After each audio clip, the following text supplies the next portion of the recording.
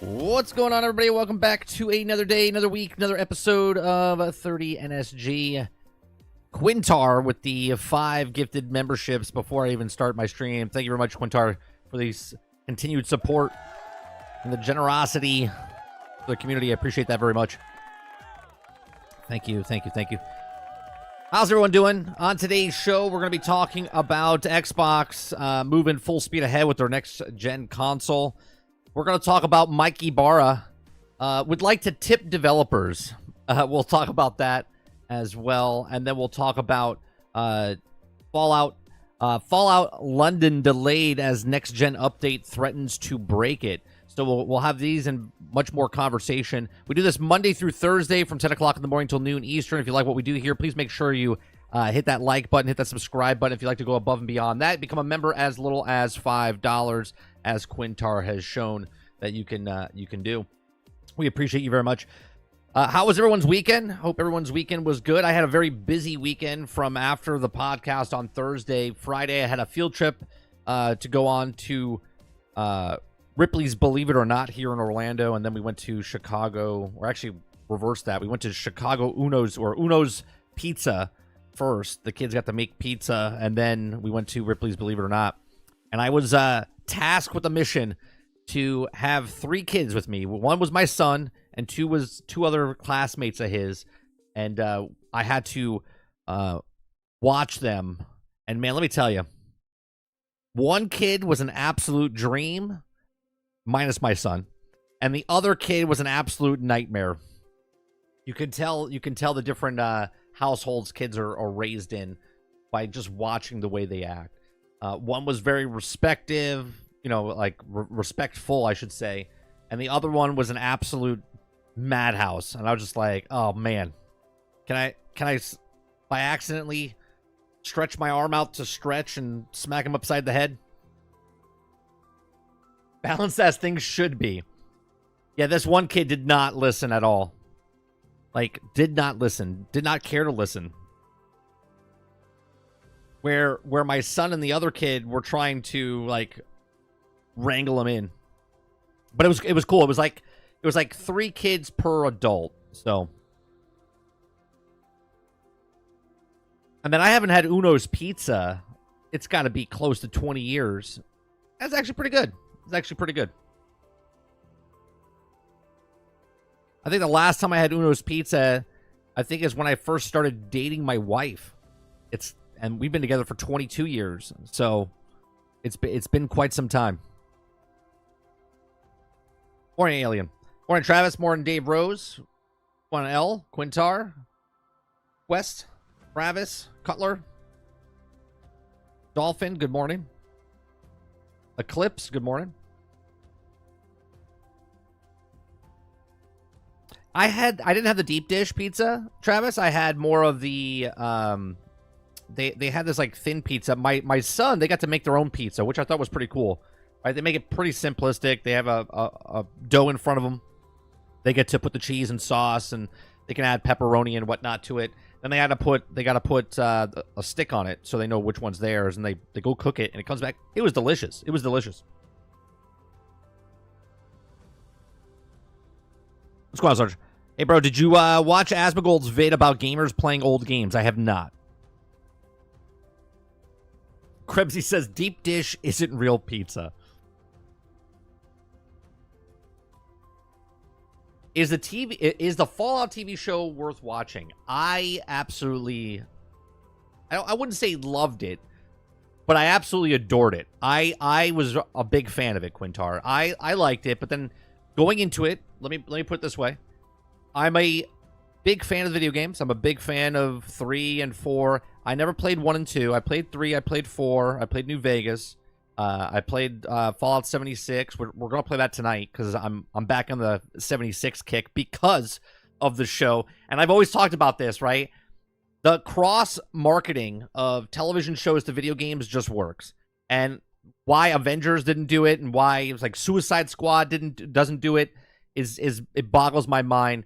What Fallout has done is done a very good job of crossing over the games to the television show. Now, it's a separate story but it takes place within the Fallout world. But a lot of people are losing their minds because of a certain thing that happened. I won't speak of it because just in case you guys want to watch the show or whatnot. But a lot of people are losing their minds because of the lore. Now, I have to say, if there is bits and pieces, and I understand this coming from a Star Wars guy, I love Star Wars, and I didn't like the way they didn't respect the lore, the source material. Okay, Fallout 100%. To a point, respected the source material. Like, if you had to put companies that respect source material over another, this is the closest to the source material you're going to get, okay? Now, did they change a couple things? Sure. And I think they have to change a couple things because of just physicality of what they're doing in the show and whatnot. But for the most part, I absolutely loved it. I thought it was a fantastic show. I sat down for 2 sittings and watched all 8 episodes. The middle of the section, I want to say episodes 4 to 6 is a little slow. Slower. Not slow like boring, but just a different feel. The first one's a banger. The second one's pretty good. And then 7 and 8 get good as well. Coming from me, I enjoyed the entire story. I figured out the entire story within episode 2 of what was going to happen. But then again, I played all the Fallouts, 3, 4, 76, Vegas. Not 1 and 2, but so I understood where they were going, and just because I work in the film industry and I can figure stuff out real fast, I was like, oh, okay. I see where they're going here. It's good, though. Very good.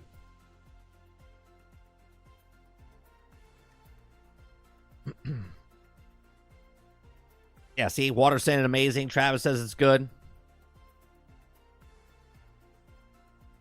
What's going on, Kylo? Yeah, Fallout's better than The Last of Us and Halo shows combined. It's fantastic. Yeah, there is so many Easter eggs, and just it really is a good show, especially adapting from the television show. And again, look, you're never going to make everyone happy. And again, this is coming from a Star Wars guy who they literally shit on. This is the closest source material they've done, in my opinion, right? They shit all over Star Wars for source material and just use the nostalgia. This, they're not using the nostalgia. They're giving you, as fans of Fallout, what you want from Fallout. But they're also kind of adapting it to the modern, I don't want to say modern audience, that's the wrong word. The current audience that's never played the games, right? Just people that have never played the games. They gotta kind of bring it in so those people that never knew anything about Fallout at any series, that they would understand what the hell's going on. And I think they've done a really good job.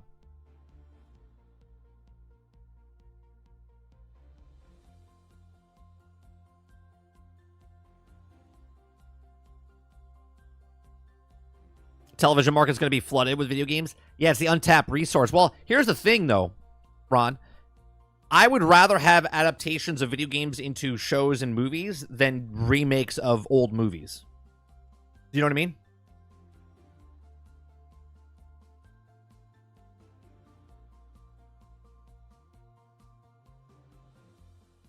Magic says, my son is like that. Please, thank you, always listening. My nephew just is an asshole.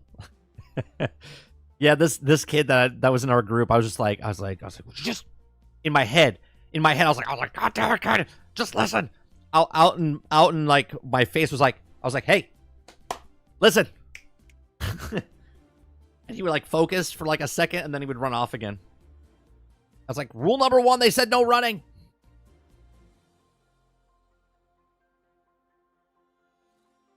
I'm gonna watch it again. Yeah, let me talk about this for a second. I'm a big fan. You guys know I'm a big fan of theaters, and I'm a big fan of like weekly television shows, right? I really enjoyed sitting and watching it for two sittings and finishing the show, but I like slow television like that. I like watching an episode and waiting a week. And the reason I like this, I hate modern like way we watch television and shows now, right? Because just like video games, if someone has 16 hours a day to play that video game and one person has 16 hours in a month to play that video game, they're going to get spoiled big time, especially because of social media and whatnot. So, you know, because television now is just dumped on you all in one go, and then everyone watches it and binge watches it on their own time. Some people watch it and they're so excited they go to Twitter and they ruin fucking everything. Okay, and then you could be like, well, just don't go to social media. It's impossible. If you're on social media for anything, it doesn't matter if you're looking for Fallout stuff or not. You're ruined by certain people because they're just idiots. Let's just put it, they're fucking morons, let's be honest, right? And they watch something and then they put it out on the internet instantaneously. Okay. So I like how television each week, right? You have this like slow burn, you watch a show, you're like excited. Remember Game of Thrones? Right? Remember Game of Thrones was really good? You know why it was really good? Not because of the first season, is because each and every single week people were like, dude, are you ready for the next Game of Thrones episode? Like, it's amazing that way. That way people can catch up throughout the week, right? And kind of see it throughout the week. And then they're not ruined by the entire season within 30 seconds of the show coming out. Okay? So I miss the old week-by-week episodes. And I know it's personally me, right? But then again, I don't go on social media and say all the stuff that's happening on the show. I literally went to our Discord and said, Fallout show, first episode, it's really good. That's it. I didn't post a screenshot of like the end series and like give a spoiler warning. None of like that. Okay. Like, you don't want shit live spoiled on Instagram? Yeah, it's crazy. 2013 by Microsoft always online TV shows for all their first party games, and people had a meltdown. Right. Water says 30. We were wondering when season 2. I don't think we get a season 2 in minimum 2026, unless they already started filming like now. We're not getting anything until 2026, which is such a letdown as well.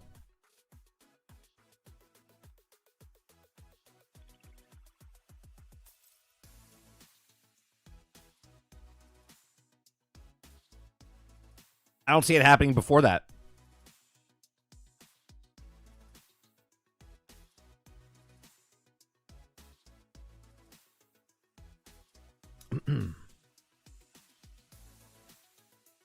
I just posted a GIF of a bobblehead Bob giving a thumbs up on social media. Oh, you didn't do like the end scene? You didn't put the end scene there, Vandal, and then like ruin it for everybody else on social media? You know what I mean? I don't know. I really enjoyed the show. I just wish television was back. Like, I don't want... Oh, I was about to say, did anybody else get commercials for your Amazon Fallout show? I didn't see one commercial until episode 7. And then episode 7 came out, and I had a commercial, 2 commercials before it started, and 2 commercials before 8 started. But before that, I didn't get one commercial. And I was like, what the hell?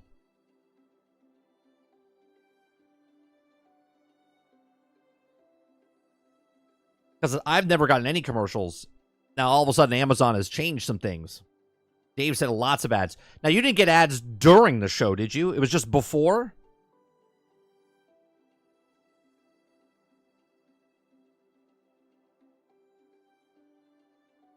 Travis says lots of ads. Mid-show.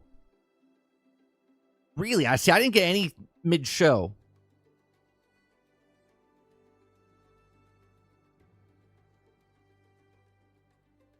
I personally think they screwed up with this one. I think Amazon had a hit on their hands, and they should have released it week by week. Right? I think they should have released it week by week. Review of Endgame, no spoilers. Thumbnail is Iron Man's funeral. Oh, man. Yeah, their ads mid-show on Amazon now, even for Prime members. Like me sucks. I'll tell you what, if my wife didn't have Amazon Prime for all, because we get a lot of packages and stuff like that, if she didn't have that, I would cancel it. Right?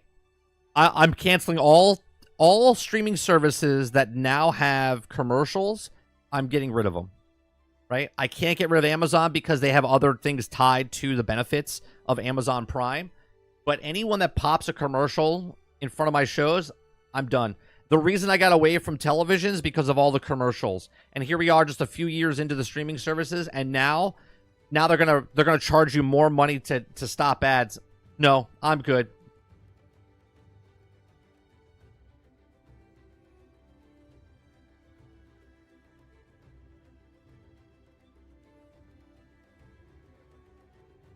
Oh yeah, Walton did a fantastic job. I get the week by week model, so it stays in the either of the people talk about compared to what it's not talked about briefly. Yeah, right now it's flooded, right? On social media, Fallout's the hottest thing. Between the Fallout show and now people going to go back and play Fallout. We have an article about what's going to happen with Fallout. They have an update coming out. They did a really good job with the marketing, but this is going to be short-lived. It's going to be like 2 weeks and then done. If they did week by week drop, they could have 2 months of this.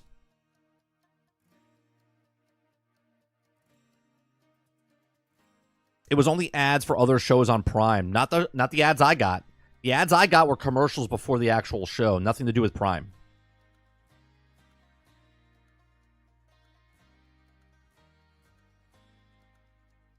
I'm actually doing the same thing, 30. I'm not paying premium prices for ads. That's exactly right. That's exactly right, Rose. I am not paying you a premium price. I'll go back to fucking cable, okay? I'll go back to cable where I'm paying a shit ton less and I'll watch ads. I'm not paying you individual channels $20 a month so I can watch ads. Nope. See you later. See you later. But the thing is, commercial on Amazon never lasts more than 30 seconds, and there may be one during the entire show. On Amazon, like I said, the other premium things about the free deliveries and no shipping and stuff like that, that's the reason we're keeping our Amazon Prime, Alien. Otherwise, they just keep turning the dial. They just keep turning the dial. It's one commercial, then it turns into 2 commercials, then it turns into mid commercials, then it turns... Nope.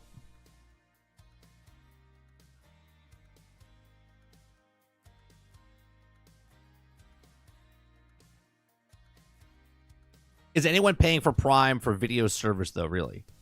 I would say yes, but I would assume a lot of people, what you're saying, Paul, is probably getting for the delivery, for the shipping and stuff, 100%.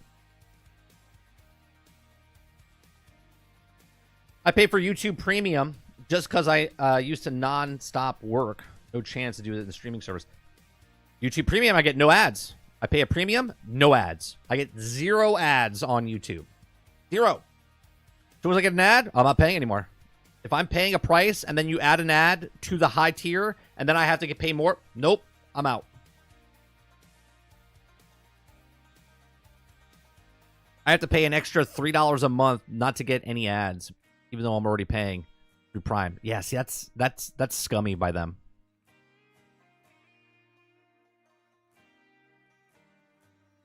Kylo says I got a Game Boy emulator on my iPhone. It's so awesome. Highly recommend iPhone users to get it before it's late, or before it's too late. Oh, is it only on there for a limited time, Kylo? Cable is way more than streaming, I think. Oh, for sure. Make the problem, sell the solution. Right, Roadkill? Make the problem, sell the solution. The problem was there was too many ads on there. The solution was to make a service so you didn't have to watch any more ads. Then they make the problem again and then sell you the solution. Well, now you're on the streaming services. Now we're going to add ads. So we're going to raise the price. Lower tier, you're going to have to watch commercials on the streaming service now. But don't worry, we got you. We have a solution for you. You pay more money, and then you don't have to watch ads again. You're like, wait a minute. This sounds familiar. This sounds familiar.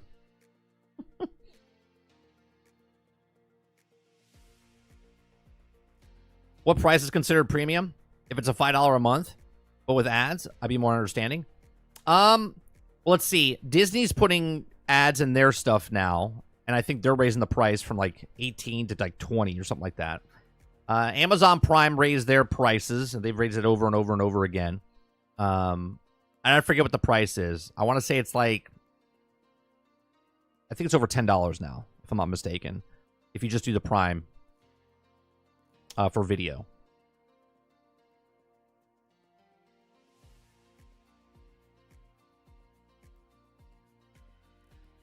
The funny thing is, though, if I watch something on my Prime for my PC, I don't get any ads because I have something there to block them. Right. So I watched on my PC, didn't get any ads. Right? But when I watched it on my television out in the living room, I got ads.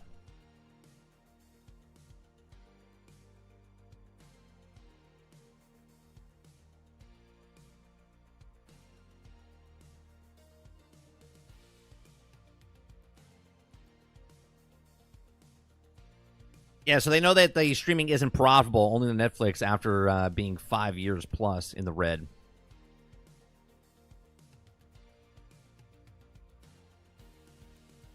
I'm also watching right now on is it on Disney Plus? Yeah, it's on Disney Plus.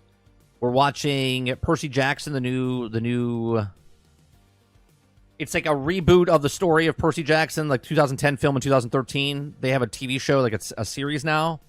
We're trying to get my son into like the Harry Potter series. He didn't want to watch Harry Potter, and so he started watching Percy Jackson. He's like, I don't want to watch it. I don't want to watch it. And then he started watching the first episode, and then this is the first show he's ever watched where his ass is sitting on the actual couch. If you have kids, you understand what I'm talking about, right?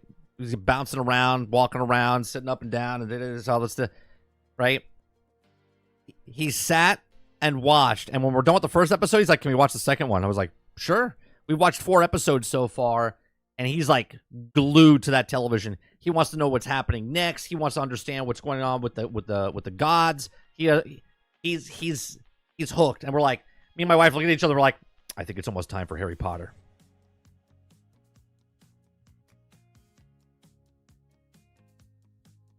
The new Percy Jackson's not great. The actors have great chemistry. I think it's entertaining. The writing's not terrible. Vandal, I'm enjoying it. I didn't really watch the movies. I mean, I did, but I wasn't a big fan of them. But we're trying to watch it with my son to get him into something, and it looks like he likes it. So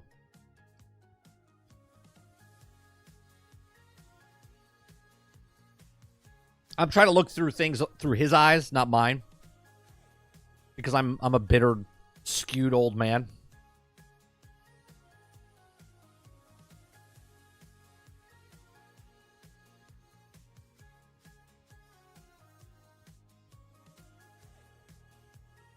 All right. I was busy this weekend. We went to Disney World this weekend. Went to Hollywood Studios. Rolled the Millennium Falcon ride again. My son wanted to beat his record that he got last time, so we were both pilots. And then he got to take his picture with Chewbacca and BB-8, and he's starting to notice a bunch of different things around the land that they've created. He likes all the behind the scenes stuff. He's like a walking encyclopedia for like Disney stuff. So he's starting to enjoy Disney World more. So we went there. What else did we do this weekend? Something else we did. I forget what else we did. We did something else.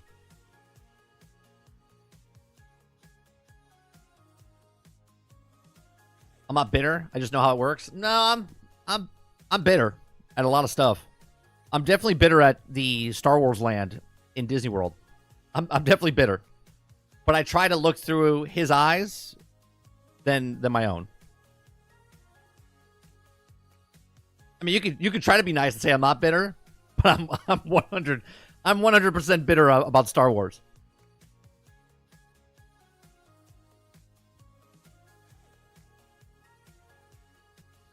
That's exactly right, Sarge. Sarge says you're bitter because you've been stolen from, beat up, lied to, had your childhood rewritten. You're damn right you're bitter. That's right. No, I know. I'm 100% bitter.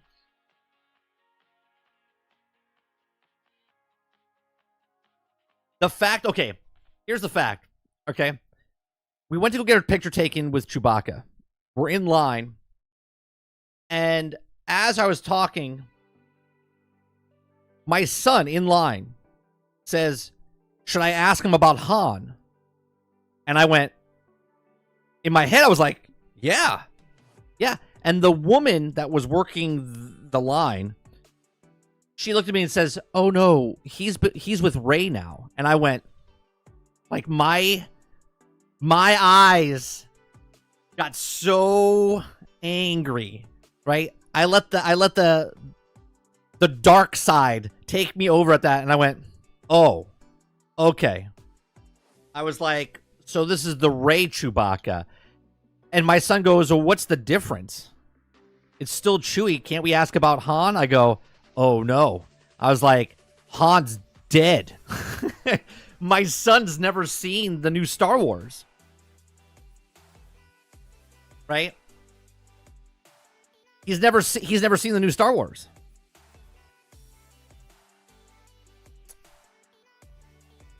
Just as I was like letting it all out and being like, this is fun. We're going to get our picture taken with Chewbacca, my son, right?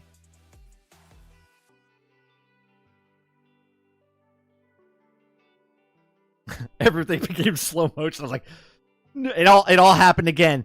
Soon as she said that, I pictured Rian Johnson, the slow fucking motion, and I was like, oh god, this fucking Star Wars shit. So I did an audible. As we went in to talk to Chewbacca, I told him my son stole his starship, the Millennium Falcon, and we hit a couple things, but we went on a mission, because we went on the Millennium Falcon ride. Okay? And I said, my son borrowed your ship, did a couple of scratches on it and stuff like that, but I said, he did Han proud. And Chewbacca was like, you know, whatever, like that. And that's how I recovered.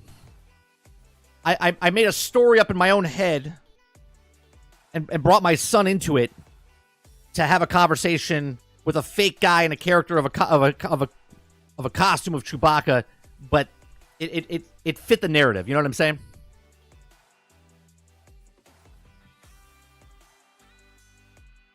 So I don't understand why you're mad at Star Wars for ruining lore, but you argue with me about being mad about Suicide Squad for the exact same reason.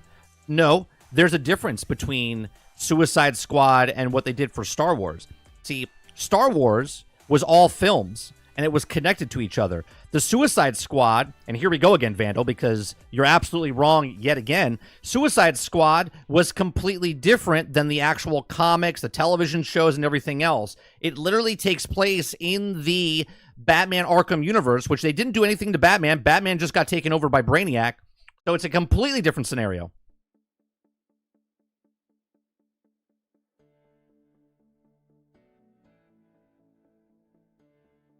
Literally 1, 2, 3, 4, 5, 6, 7, 8, 9 all take place in the exact same universe. The lore of the actual movie.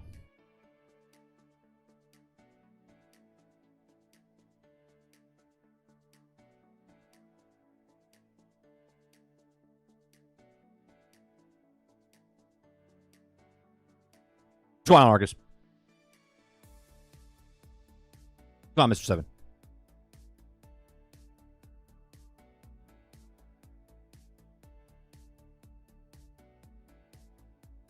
If you can't see the difference in that, Vandal, I don't know what to tell you.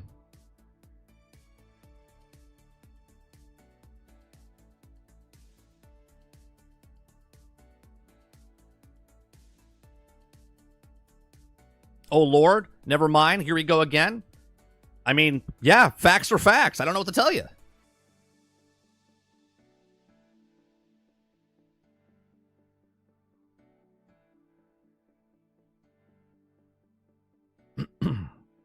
Don't know what to tell you.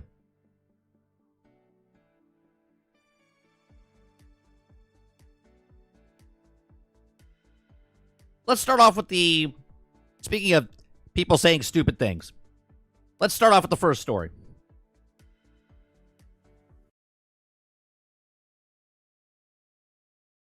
Okay. Former Blizzard boss Mike Ibarra would like to tip developers. This is the dumbest thing I think ever said or spoken of from any human being in the gaming industry ever. Okay? Just off of this title alone. I haven't read the article yet. Okay. How would this even work? Okay. Let's just say I played a game and I go, wait, I really enjoyed that game. I think I'm going to tip the developers. That's called the price of the actual game. Okay. And now I'm going to tip on top of that. Okay. Who gets that? Who gets the actual tip? Who gets it? Is it the guy in the art department? Is it the guy in the... What kind of tip am I giving? I give an extra $5 tip. Who's that going to? Right? Who's that going to? Is it going to the actual developers? Is it going to the soundtrack guy? Right? Do I get to pick the tip I want to go to? I love this game so much, I'm going to leave a tip for the sound department. Right? Hundreds of people in the sound department. Who gets this? Okay? You know who gets it? I know who gets it. The same fuckers that are getting the same money that are getting for the full price game, right? So let's read it now, right? Former Blizzard boss Mike Ibarra would like to tip developers, and I know $70 is already a lot, but some games are that special, okay? Former Blizzard boss Mike Ibarra would like to option to tip developers once he's completed a game, okay? Acknowledgement that most will dislike this idea. Yeah, because it's stupid. Ibarra says that his beats a game, he has often thought, I wish I could give these folks another 10 or 20 because it was worth more to me than the initial 70. Well, I'll tell you what, Mike, why don't you go buy it again and gift it to somebody? Pay it forward. Buy the game again and then give it to somebody. Imagine that. Okay? He says, I thought about this idea for a while as a player since I've been diving into single-player games lately, and Ibarra wrote on Twitter X. He says, quote, When I beat the game, there are some just that leave me in awe on how amazing the experience was. And at the end of the game, I often thought, I wish I could give these folks another $10 or $20 because it's worth more than the initial $70. And I didn't really try to nickel or dime me every second. Oh, so wait a minute. So now in a single player experience, as long as they don't try to nickel and dime you. So I guess Dragon Dogma's out of there. The Star Wars game's out of there. Any game with microtransactions is out of there. So none of those people get tips, right? None of those people get tips. He says, games like Horizon Zero Dawn, Gears of War, Red Dead Redemption 2, Baldur's Gate 3, Elden Ring, etc. I know $70 is already a lot, but in the option, at the end of the game, I wish I had the times some games are that special. First of all, I can't speak of Horizon Zero Dawn, but Gears of War, there's microtransactions in the game. You can buy those, Mike Ibarra. Okay, you can buy those and give more money to the overlords of the company because you know that's not going to the developers. Okay, Red Dead Redemption 2 has an online thing, and you can actually buy stuff in that as well. Okay, Baldur's Gate 3, I mean, literally just go buy another game and give it to somebody because it's such a great game. Go gift it to somebody to have them experience it as well, or buy the $80 version where it has a whole bunch of other stuff included in there as well. And then Elden Ring has a DLC coming. I know it's crazy, but they actually have a DLC coming that you can actually purchase to give more money to the actual company who made a game and sold a game. Okay. So the option at the end of the game, he says, some games are just that special. He continues by saying, I know most of will dislike this, by the way. I released we are tired of tipping and everything else, but I view this differently from a pressure of tip type scenario. Many faces give feedback on. His final comment likely reflects on tip culture. The perception of some industries use tipping to suppress wages or already overworked people, and some players have already opted that they would like to find it hard to trust publishers to share tips equally, if at all. Okay. Following the departure of Ibarra's Blizzard recently noticed that the new president of Activision, former general manager of Call of Duty franchise, Jonah Ferris' new position was also announced a week after Microsoft confirmed layoffs at the start of the year. Her appointment marks the first new leader of the studio, and Microsoft finally purchased Activision Blizzard for $69 billion in October. So, what do you guys think? Let me know in the comments section down below. Would you tip developers because you like the game so much you would give them extra money? They already have that in the world of this, right? Literally, go buy the game again, go buy it on sale, go buy a microtransaction, go buy whatever else. That gives them more money if you enjoyed something that much. But the fact that he just wants, like, if it's a really good game, I just want to tip more. where would that money go, Mike? I don't think you thought this whole thing through. See, I said the exact same thing before I even read the article. Where would the tips go? Who would get the tips? What about if a person worked on the game and then no longer works on that game? They move to a different studio. Does that person still get a check in the mail for that tip that people left him? Like, what's happening here? I don't think he thought about this all the way clearly through, right? I don't know. These are just my thoughts. Let me know yours in the comment section down below. Please make sure you share, like, and subscribe. And if you like what we do here, please make sure you check out some of our other videos. Thanks for watching. Like, what in the world? Jason says, will tipping make the game better? No. No.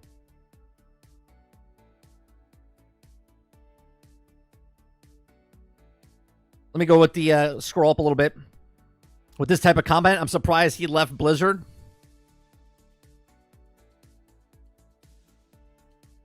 El Nini says the Rise of Skywalker was so shit. Yeah, no, the I don't remember 8's name. The Fall of the Jedi. The Fall of Star Wars. That was shit. And then the Rise of Skywalker was even worse. It's going to the yacht fund.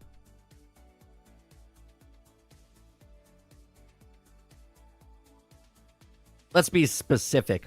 Let me tip a single dev that I like. Just him.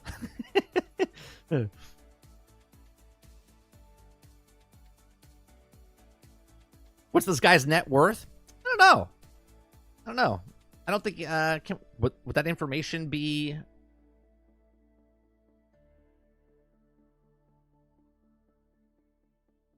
No, you can't look up his...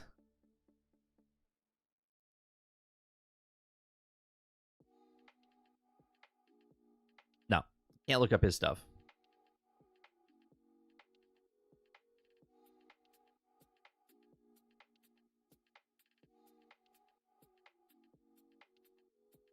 After I beat games, I gotta go to the fucking Walmart and buy diapers. But you should tip your developers first. And let every dev have a tip jar on their desk and have the CFO walk around and publicly drop money into their jars while the rest watch and get tipped. Do it like 11:45, 4:45 every day. Make it fun. Yeah. You're doing a good job here, Timmy. There's a nickel for you. That's from user 645 Kiss My Ass. He said tip Timmy for that tip. There you go. Everybody in the developers in the cubes, guy walks around with a cart like back in the old days and waits for mail, but instead they're all waiting for their tips. They're like, there you go. There's a shekel for you. There's a shekel for you. Tips would never go to that guy. They didn't choose what they were working on, the employee, so they're forced to work on a non-tip game. They get nothing. You get nothing.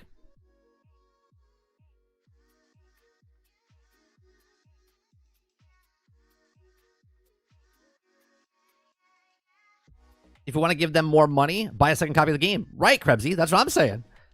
Uber does this. If you don't tip my Uber driver to get paid, I'm paying for my food or my ride. Would give less than 5% of a tip in actual devs, and just another 95% plus would get to the exclusive. Yeah, exactly right. It would go to the executives.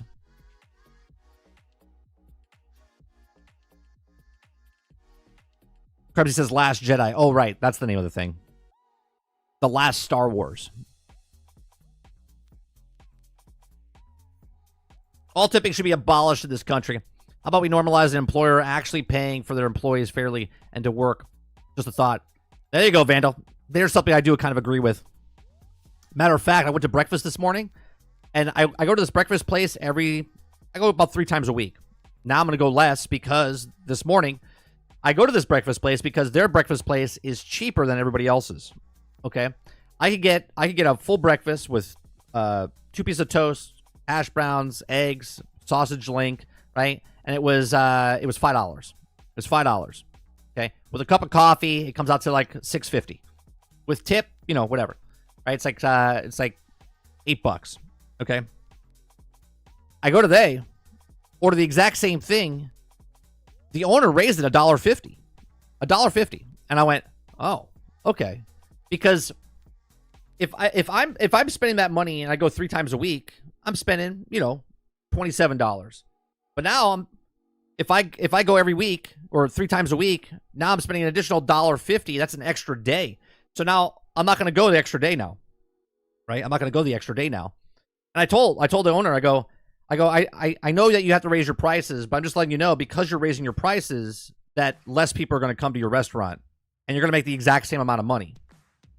So we'll see how that goes. But yeah, when prices go up, they have to raise, they order more employees. They got to pay more employees. The price goes up. Well, less people are going to come.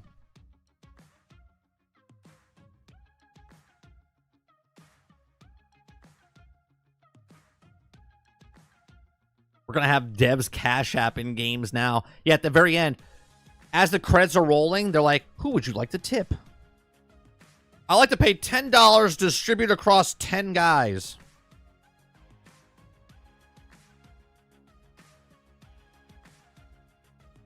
Yeah, no, I've been going there for 2 years. 2 years.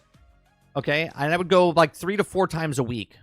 Okay, because I want to support local businesses. But raising up $1.50 in one shot, people are going to notice that.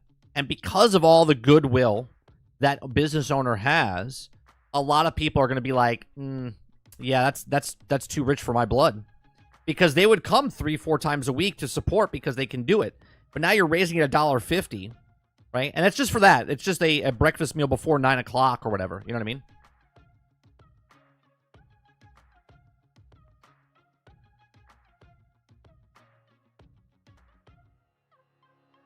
People are buying $7 coffee. The financial responsibility of the general public has always been questioned.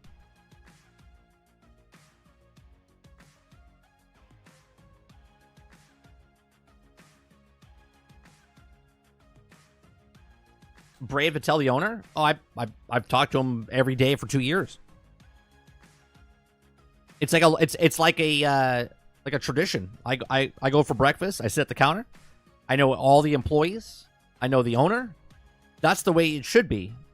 People in local businesses should know, right? When you see them on the street, you say, hey, what's going on? How are you?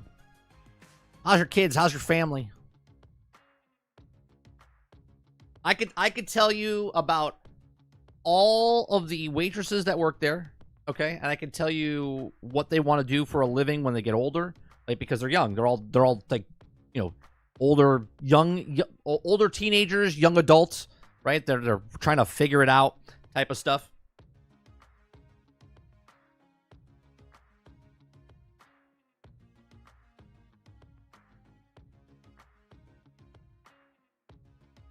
Tipping is optional? Well, there are places that tipping is optional. There's other places that people literally get minimum wage, like below minimum wage, right? Like servers make like $2. I don't know what it is now, right? Someone that's a server can let me know.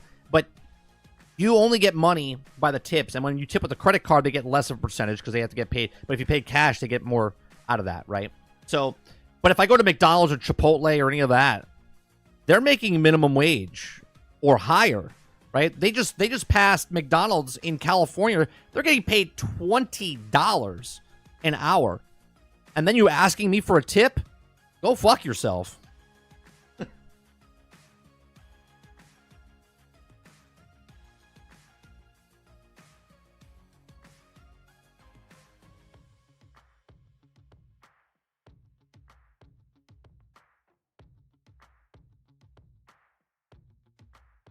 Yeah, but the difference, Travis, is there's asking somebody how your day is and actually wanting to know, right? Like, I know the people that live around me. I know the people that are in my town because they come for breakfast. They sit next to me. I have a conversation with them. How are you?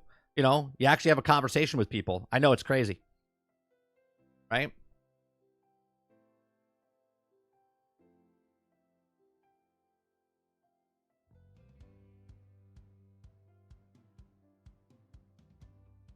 Seven times 5 days a week, 35 times 52 weeks. It's $1,820.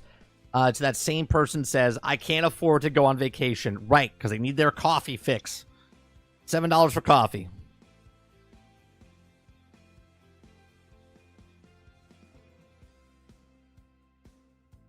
right? Not only do you have a tip jar in front of you, you have a tip jar every time you use a card on the machine. You got to hit the thing and send me a... It's like everything's a tip. Everything's a tip.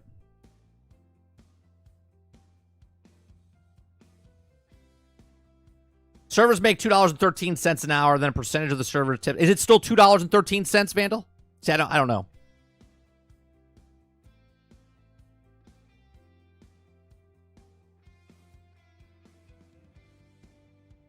I haven't been a server since I was 18 years old.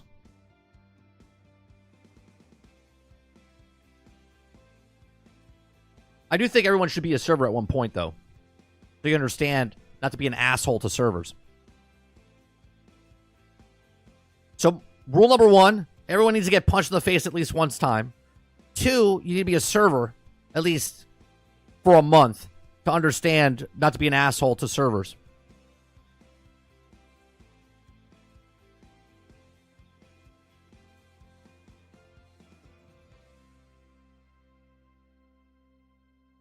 Places like that ask for a tip. You're encouraged to corporation to pay the employees less.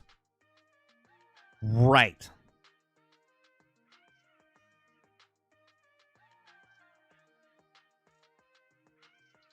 $2.13. Jesus.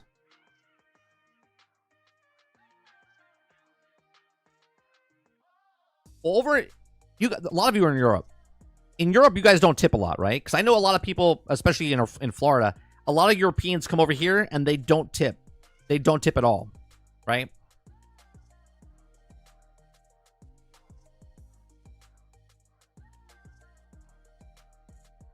The best is when you order off a screen yourself, and then and ask you, would you like to have a 15% tip or 20% per tip? Oh, yeah.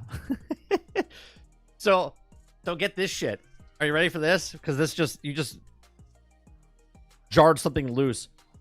We went to Aldi the other day, and we happened to go through the self-checkout. My wife told me, she goes, did you hear that Walmart is getting rid of self-checkouts now? And I'm like, what do you mean they're getting rid of self-checkouts? They spent all this money to put all these things into Walmart to get self-checkout. But because people are self-checking out, they scan one item, put 20 items in the bag, and then they walk out. No one checks the receipt. And they just walk out. So because of self-checkout, more people are stealing. So they're getting rid of self-checkout. And their plan to fix this, okay? Their plan to fix this is to put self-checkout there, but then charge you, the customer, for a convenience. So you'll pay a membership. This is what they're talking about. You would pay a membership to check yourself out. I was like, what? This is the stupidest thing I've ever heard. So now for my convenience, because now I'm checking myself out, I got to pay more to work at your store to check myself out. Get the fuck out of here.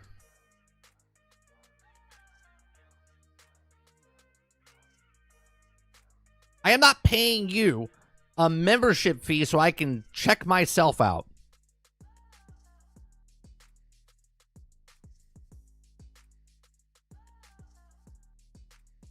I know someone's going to bring it up. They're like, Costco does that. I walk my ass in line with my heavy objects and I pull it right up to the register and I'm like, scan me, because that's part of it.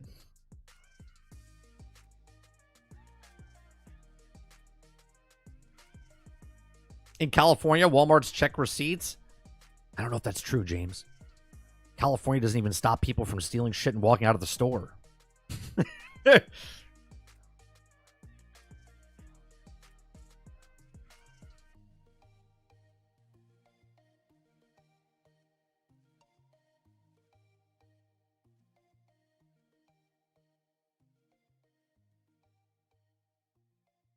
Now, if you're speaking from experience, because you work there and check receipts, kudos. But I'm pretty sure lots of people don't give a shit.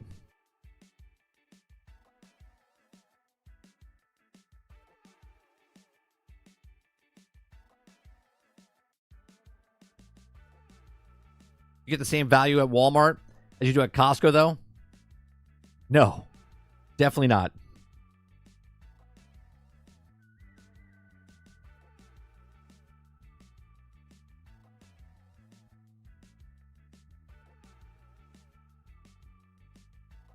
I watched a video from a lawyer. You aren't legally required to show a receipt unless it's a membership business like Costco.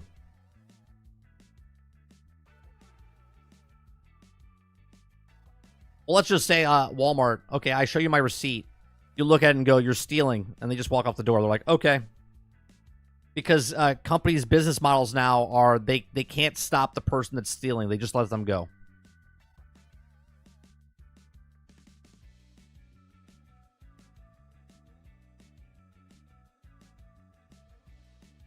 They hardly ever check receipts at the multiple Walmarts unless the items aren't in a bag, which self-checkout has bags.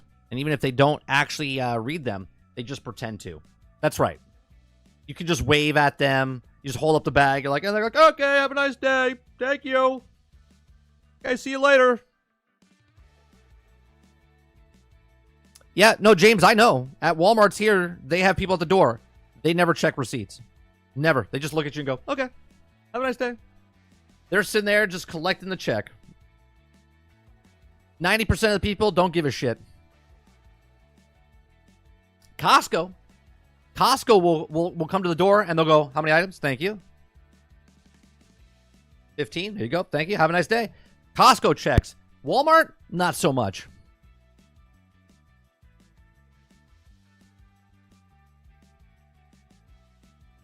Same as when I went to the grocery store, it's not even worth the amount of money the lawsuit costs just to get the start of the defense to worry about the guy stealing something. That's exactly right, Z. It's like putting a cop car. The guy at the door is like putting a cop car in the middle of the media where you're driving, but nobody in it, right? It's to stop the people that actually have a conscience to go, I'm going to steal this. Oh, but there's a person there that might see if I have a receipt and then I'll get in trouble. And they're like, I'm not going to do that. But the person that doesn't give a shit just does it because they know they're going to get away with it.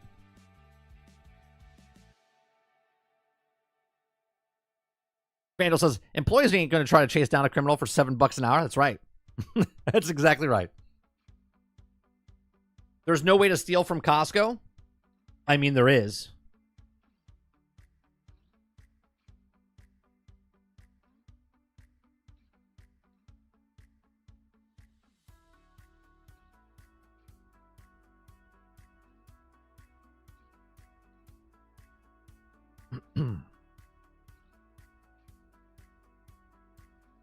And again, we're talking about Walmart here. We're not talking about Costco. Costco I brought up because of the membership that you have, and you have a self-checkout.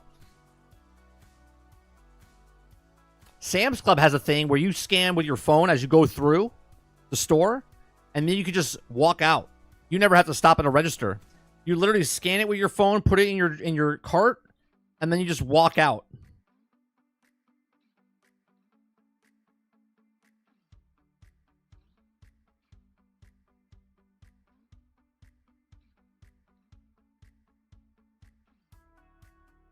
There was a $30 million heist near California at the security company, Walmart or Costco. Have no chance.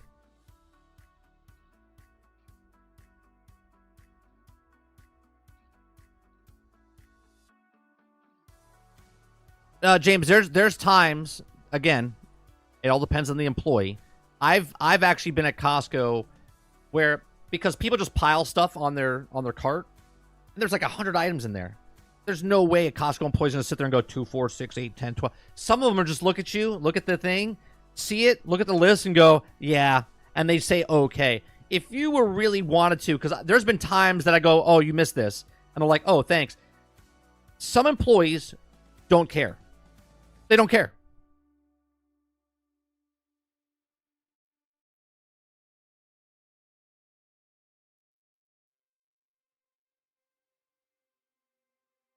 My Costco dude drove a truck into a stole 3 TVs.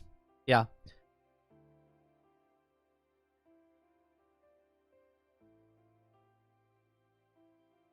Tipping is America greed at work? Well, there's certain jobs, Jones, that there are people that do need tips because they just don't get paid enough, right? But then obviously everyone kind of goes, well, I'm working and I'm serving you food because I'm a cafeteria worker, and they take your food and put it in a bowl and they go down the assembly line, and then you pay the money of the overpriced food that you just put in the thing, and then they want to tip on top of that. That's not happening.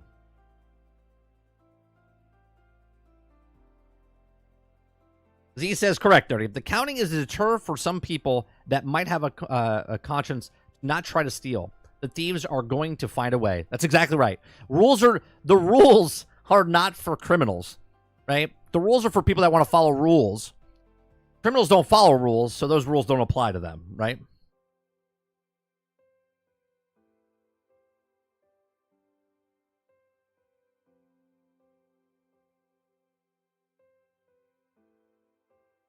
I mean, we all know why people have memberships at Costco, right? Most people go to Costco so they can buy bulks of items so they can sell at their store. That's exactly why most people go to Costco. So they can resell the stuff that they just bought at Costco, or they have a really big family to feed, and that's what they're doing. But a lot of businesses go there so they can resell the stuff into their stores.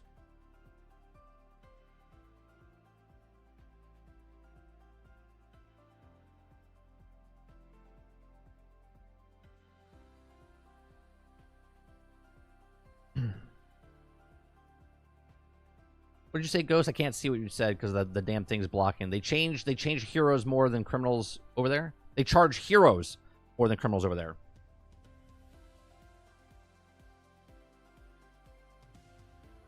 I go there, but I tend to buy enough food for like 2 months at one time. Oh, yeah. Literally, I told a story, 3 weeks ago, to get those fruit snacks. We bought like 18 cases. We're not a business. We're literally just bought 18 cases for ourselves because they don't make them anymore. So we bought them and we have them in storage.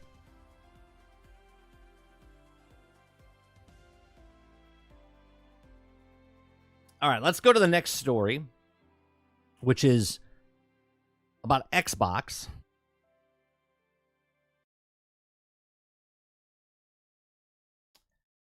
All right, Xbox moving full speed ahead on their next-gen console. We cover news stories on this channel. If you like this, please make sure you hit that like button, subscribe, and if you'd like to go above and beyond, become a member. We do this from Monday through Thursday from 10 o'clock in the morning till noon Eastern.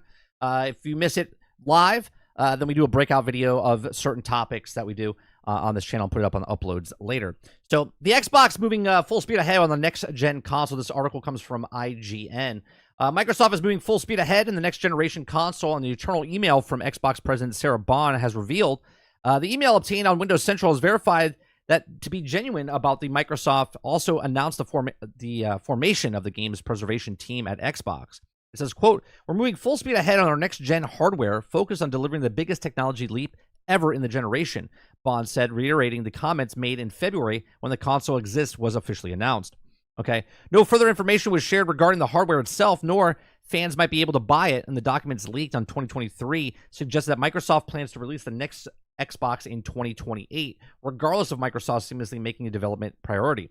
Also likely to be available sooner rather than later. I saw something else about 2026, but alongside that, it's looking for the future of Xbox appears to commit to the past and present.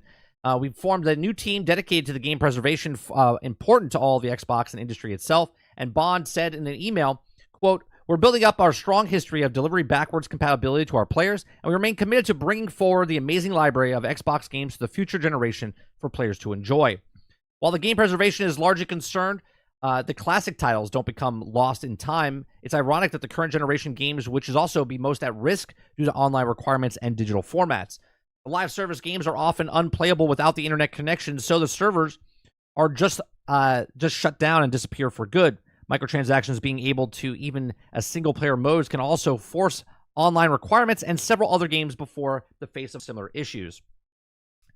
So, look, I know a lot of people are going with this. I've seen some talk on Twitter about, well, they're going full screen ahead with a handheld that's going to have a docking station like the Switch, and it's going to be a handheld as powerful as the Steam Deck, and it's going to, no matter what anyone says, okay, I'm based my opinions and stuff off of what's already happened. Now, Xbox, the Series S and the Series X are not selling well. These are facts, okay? They're selling, but they're just not selling well compared to the other two systems out there, the Switch and PlayStation 5.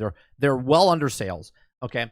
Now, for Xbox to not be selling their consoles very well, and because they're linked together, the S and the X are linked together, even the one is literally linked together, they do a parity thing.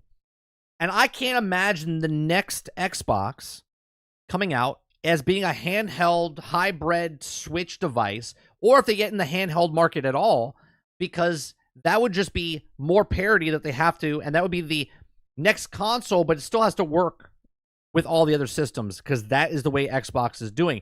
Unless they, until they say, okay, we're not doing parity anymore, that's what they're doing. They're doing parity.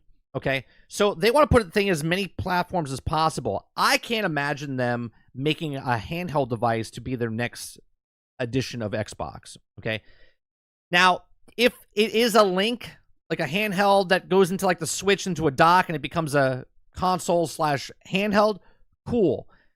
But I can't imagine them going into a handheld device themselves, because there's so many handheld devices out there. As far as I go, I'm still thinking of the dongle. I'm still thinking of that small little box that is cloud streaming, digital only. I can't imagine that they're going to make a handheld device to compete with all the other handheld devices coming late to the party, right? The Switch has the market, Steam Deck has the market, GeForce Now, all of these, the ROG, all of these are already in the spot before them. Even PlayStation, who even doesn't have a handheld yet, they have the Portal. They would do better with their handheld because they're known for handheld devices in the past.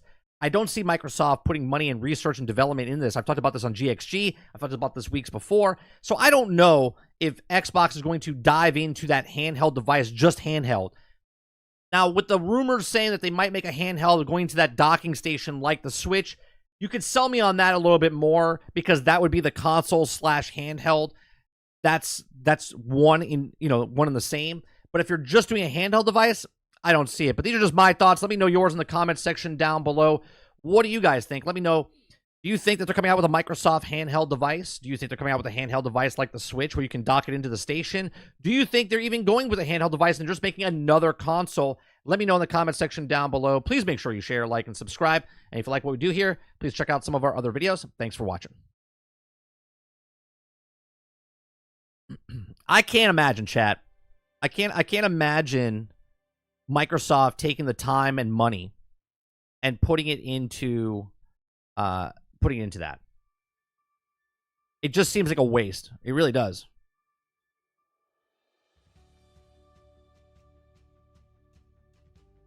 Water says, so build a new Xbox, play old games, while the others are focusing on streaming. Got it. Titan says, Phil did say no mid-gen upgrades for Series X. Next-gen consoles? Woo! All right, wait. Did I get the next gen game yet? Jones says, yeah, they need the tips because restaurants are allowed to not pay them. Are you sure it's called Forza? Card porn is not next gen. Just buy the Steam Deck. Yeah, with the Steam Deck, you could play. It's already an Xbox device, right? You can already play the Xbox games on your Steam device. I just don't understand why they would do it.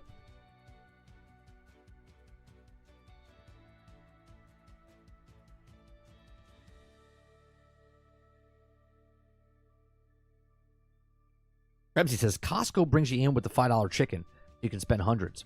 Oh no, they bring you in with the $1.50 hot dog and drinks, or the $3 for your pizza and a drink. That's what they bring you in with.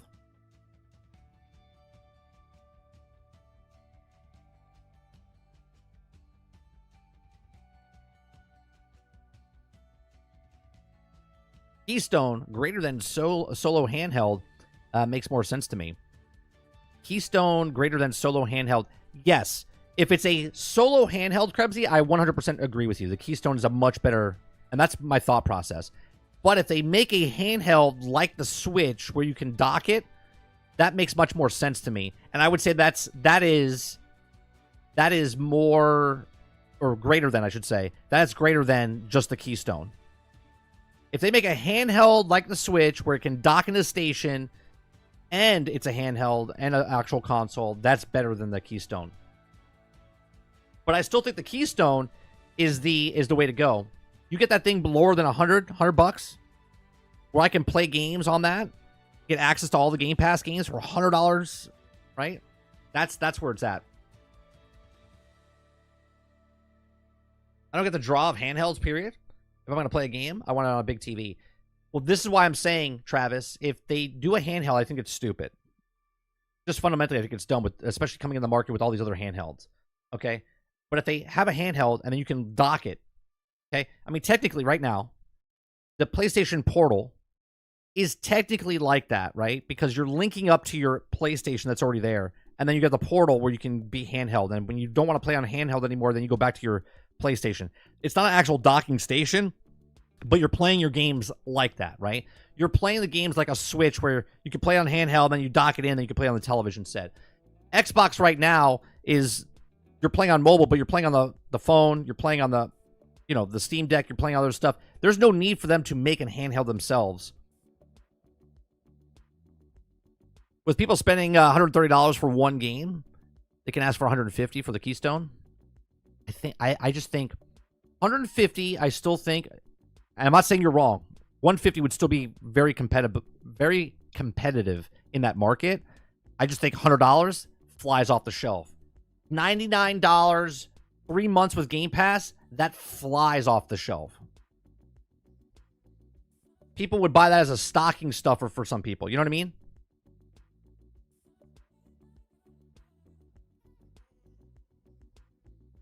Salty says, I know handhelds are popular in Japan, but I'm not in Japan.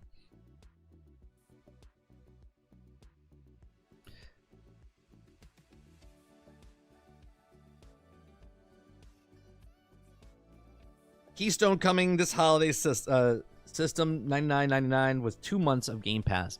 I'm telling you, 3 months. 3 months. They're going to give 3 months. $150, and you get a controller with it. I've said this years ago. $100 for just the device, $150 controller, 3 months of Game Pass, and the Keystone, whatever the Keystone is.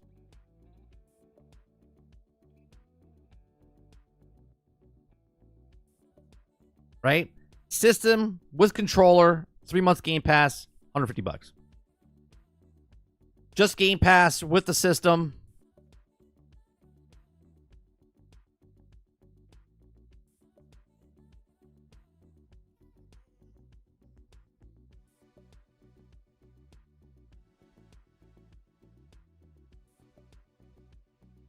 Won't fix the problem, though. Xbox doesn't have anything worth getting.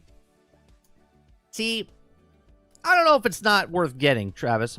There's plenty of games out there that are fun, right? Now, if you're talking for the one percenters of the console warriors that say there's nothing to play, there's stuff to play on Xbox just like there is on PlayStation. They're called third-party games, okay? And if I could pay $100 for a game system and play the same games I could play on a $500 system, which way are you going to go?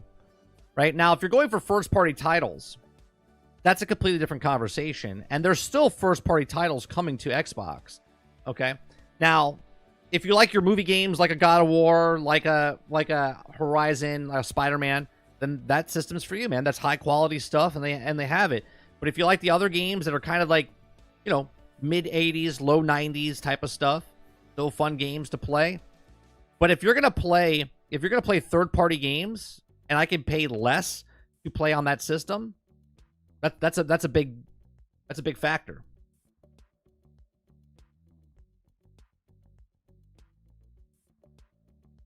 Dave Rose says, I personally love my Portal. I've taken it to work, vacations, on warm days, just chilling out by the pool, playing PlayStation 5, worth every penny. And that's what I'm saying, though, Rose, but you have that handheld with that, but you have to have a PlayStation, right? You can't just buy that handheld. I can't imagine Xbox just coming out with a handheld. If they had a handheld that went into a dock system, then I can 100% justify that in my head anyway. I mean, they're going to do what they want, but my prediction is they don't make a handheld, just a handheld. If they do a handheld, it will be something like the Switch. But I honestly don't think they're going to do a handheld at all because there's already handhelds in the market.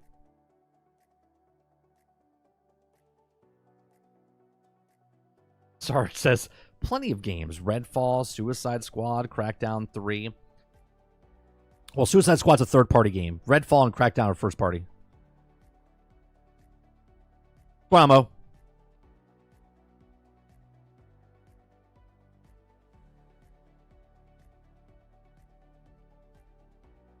I can't remember the last time I saw a game that made me go, yeah, I want an Xbox, but I'm kind of quality over quantity.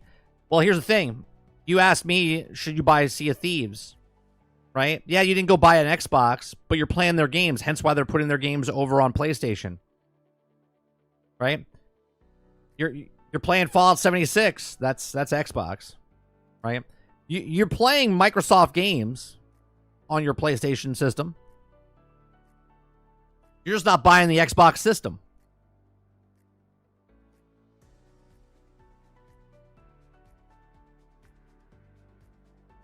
More people using the $99 than $150 system. Won't have people complaining about the 30 frames per second low resolution.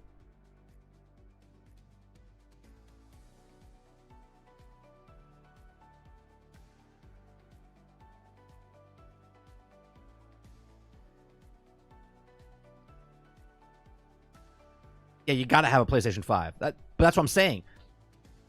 That my analogy for the PlayStation 5 and the Portal is like the handheld device, and the PlayStation is like the dock device. You see what I'm saying? Even though it's not a dock device, you can't just have the Portal. So the Portal is like, imagine taking the Portal away from the PlayStation and playing on the Portal, right? It's not two systems, it's one system, right? So if you're playing on the Portal, you're playing on the Portal, and then you can't play on the Portal and the PlayStation at the exact same time. It's one or the other.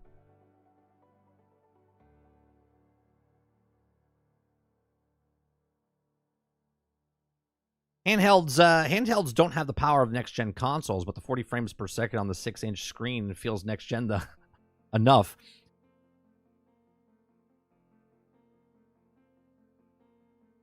So if it's handheld, be lucky if it's 15 frames per second. No, it would still be the same as what's out in the market now. Rose says Gears 6 might be the only game to sway me to get the Xbox. That remains to be seen, other than Nothing I Want. Nothing is selling on on Xbox but Game Pass. I mean, third-party games are selling, right? The stat that we saw just the other day, last week, about what people are playing. PlayStation players are playing almost 8-year-old games. Xbox is playing 7.5-year-old games on average. Right? The only system that's selling new games is Nintendo Switch, which is 3.5-year-old games. Everybody else is 7+.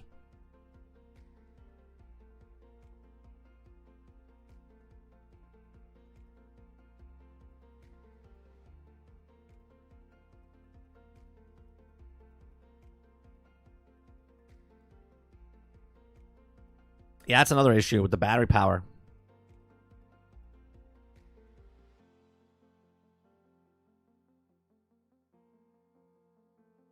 Yeah, and Starfield not only sold over 10 million copies, okay? It's the only game that was single player that made the list of people that are playing more than like Fortnite, Call of Duty, Apex, Roblox, Minecraft. Right? Which is the same people playing on PlayStation 5. The people that are playing on PlayStation 5 are playing the exact same games that are playing on Xbox. Fortnite, Roblox, Minecraft, Apex, right? They're playing the exact same games.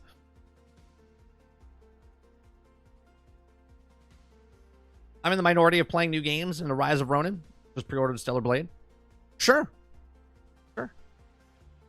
That's exactly right. The minority. The majority of the people are playing the exact same games across all the platforms. PC, Xbox, PlayStation. The only people that are playing newer games, majority, is Nintendo Switch.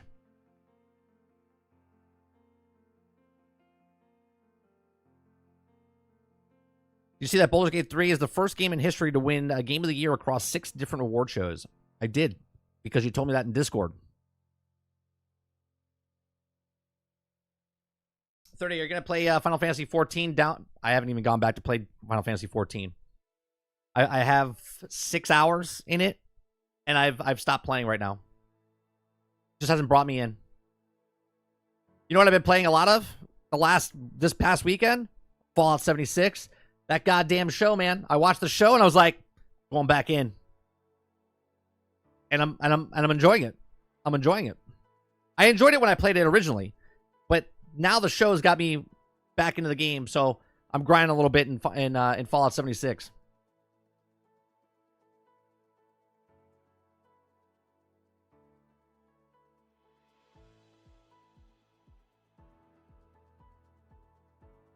Don't forget about Foam Stars. What was that game? Foam Stars. I think everyone forgot about Foam Stars. I'm sure it's doing fantastic. I'm sure it's doing well.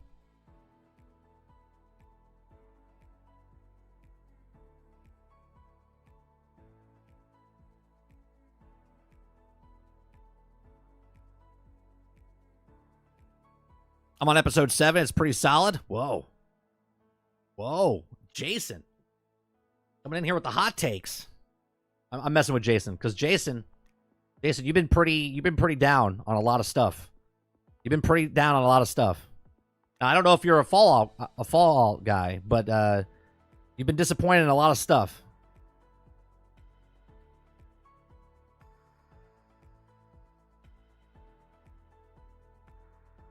So it's nice to see that you're like, it's pretty solid. It's nice to see some sort of, I don't know if it's enjoyment, hope. Is it hope?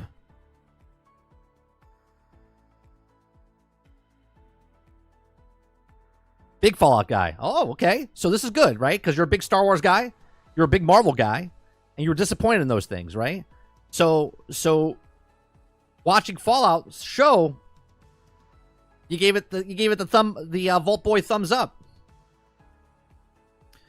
Roadkill says, I just got Cyberpunk in the DLC for the first time, ever played it, and so far above any other game out there. Roadkill, I hear great things about it. I was just upset that it took 3 years to get to that point. I might play it 2 more years, like 5 years in. I'll be like, you know what? I think it's time to play Cyberpunk. Yeah, we have another story coming up about the Fallout 4 update, and then also Fallout London. I looked at Fallout 4 players last night, and there was over 60,000 players. What surprised me most was Left 4 Dead 2 still has 20,000 concurrent players. Left 4 Dead is a fantastic game, Kylo. Fantastic game. Yeah, Fallout 4 gets a next-gen update on the 25th, 26th of this month.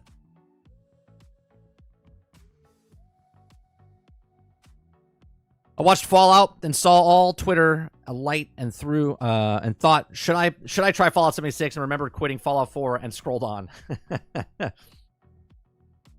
I started up a New Vegas again. I forgot how the locations the game has. I wanted to play Vegas. I'm hoping for, this is what I'm hoping for. I hope they can continue supporting Fallout 76 and they make an expedition like they did for Atlantic City in the Pit, and they make it for New Vegas.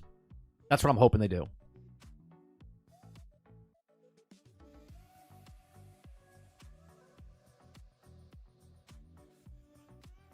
Rose says, I rarely play old games, and I play Foam Stars on the weekends with my kid. I go back to playing games within like 5 to 7 years. Right? Been out for 5 to 7 years. I go back and play them every once in a while.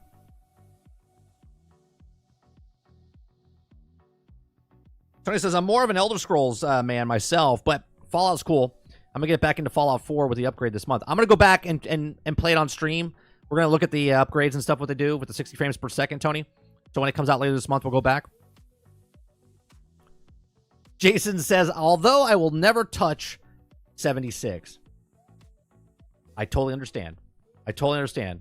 I'm having a blast with Fallout 76. I liked Fallout 76 when it came out. The best part about Fallout 76 to me, which is why people hate it, is why I like it. And I know I'm in the minority of people liking it. But the best part about Fallout 76 is that I can play with other people. I love the Fallout universe, and I always wanted to play 3 and 4 with Sarge. And now there's a game out there that you can play with people, okay? And that's what I like. I hope when 5 comes out, they, just like I talk about Hogwarts Legacy and Starfield getting a multiplayer section, I hope they have Fallout 5 single player story, and then like a Red Dead Redemption, like a Grand Theft Auto, they make a multiplayer online aspect like a 76. Give us the single player story and then put the multiplayer on top of that.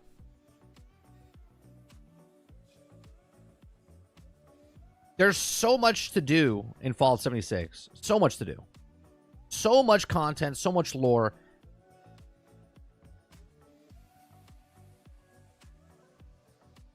I highly dislike the Fallout show, but I hate the games, so not surprised it wasn't for me.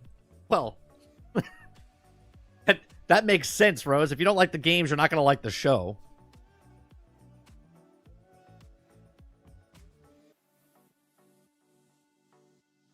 The violence in the show is just great. Episode 1 didn't hold back. I was actually shocked they were doing what they did in Fallout show. I was shocked. I thought for sure Amazon would puss out and not do the gory stuff. And I was like, yeah. I was like, this is good.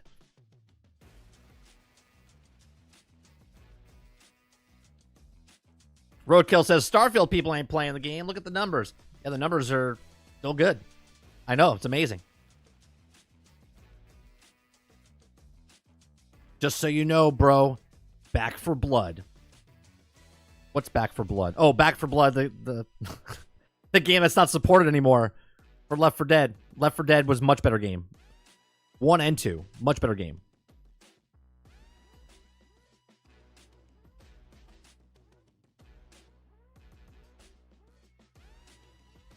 Back for Blood is coming off of Game Pass. That's because no one's playing it.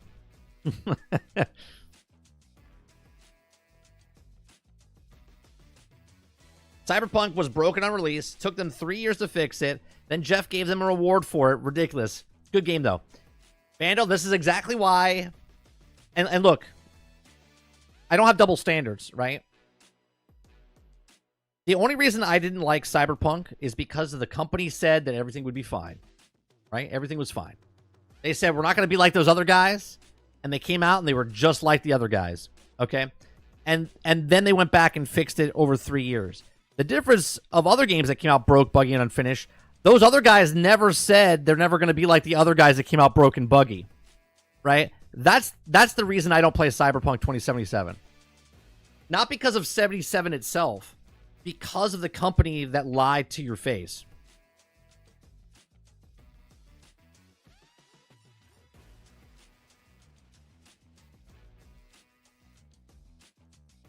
London would be a dope location for 5. Well, we have a story about London 1, that the mod that they're making for it.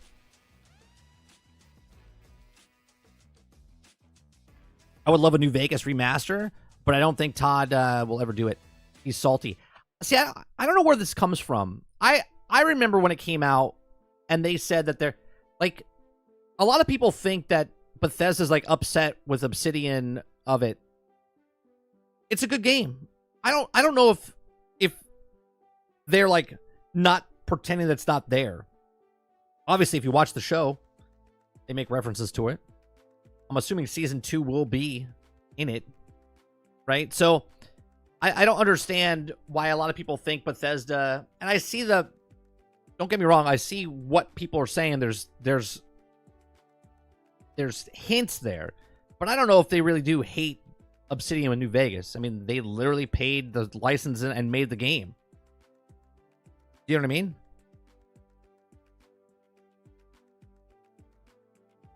My opinion, should have made co-op Fallout 5 before Fallout 76. Well, I disagree with that, Krebsy, because Fallout 76 is one big test. I said that from the very start. What they did in Fallout 76 is a testing ground for future stuff, right? So much so that I do believe, I stick by it, that Starfield will get a multiplayer at some point.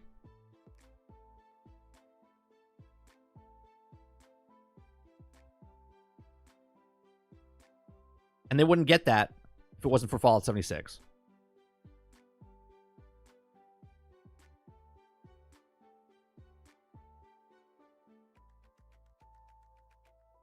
Travis says 30. My dad on the first episode was like, I'll pray for you and anyone who plays these games.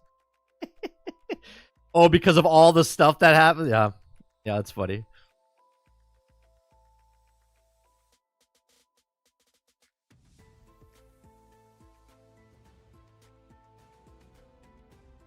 Bethesda is salty. Do the Obsidian make a better Fallout than them? But they're not salty, though. I don't think they're salty at all. Like, I don't understand. They made money. I don't understand that.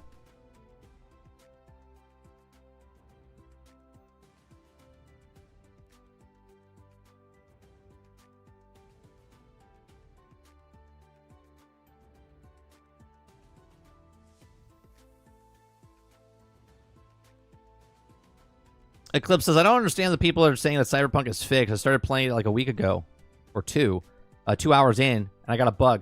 Well, I think you're going to get bugs. I think you're going to get a bug, Eclipse. That's not, I mean, obviously you can always look, right? I'm not going to pick apart a whole game because of one bug. Right? A crash here or there is fine. There was so much broke with Cyberpunk when it came out. It's not like that anymore. Yeah, New Vegas is one of my favorite games for the Fallout series.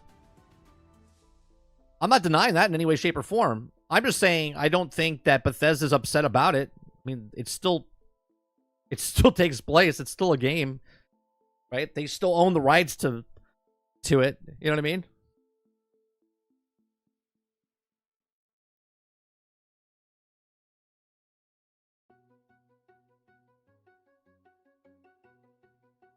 I'm joking a bit, but I'm sure deep down is a bit jealousy of the New Vegas. See, I don't know. If I was a publisher, which they are, I would give my thing out there. They had to work with them, right? Obsidian made a better game. But don't get it mixed up. Fallout New Vegas was a broken, buggy fucking mess. It was one of the most buggiest Fallout games at launch. Right? But people love it because the story's so good. People love just Vegas in general. Okay? The story and stuff inside of New Vegas was fantastic, and that's why people love it. But the game was an absolute clusterfuck when it came out as well, just like all the other Battlefield games, Bethesda games.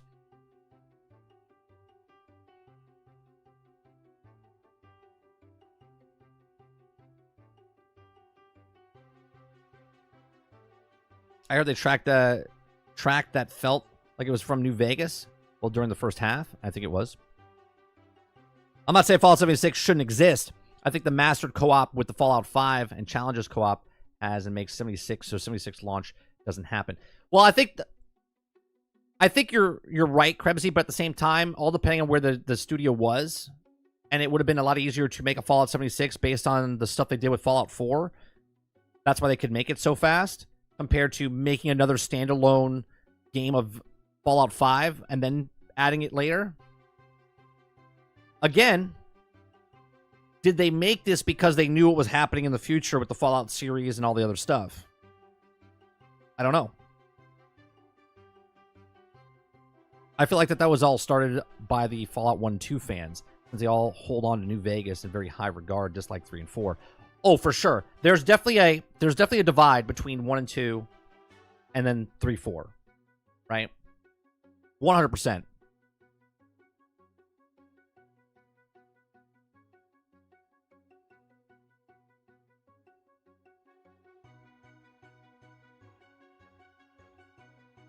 Yes, Todd only gave them a year to make it. Of course it was buggy. Doesn't matter if it was 18 months. Okay, what I'm saying, Vandal, is that people forget and forgive because they have fun in a game, right? People pretend that New Vegas wasn't buggy. It was a fucking buggy mess, but it was a fantastic game story-wise. That's what I'm saying, right? People pretend that New Vegas wasn't buggy. It was buggy.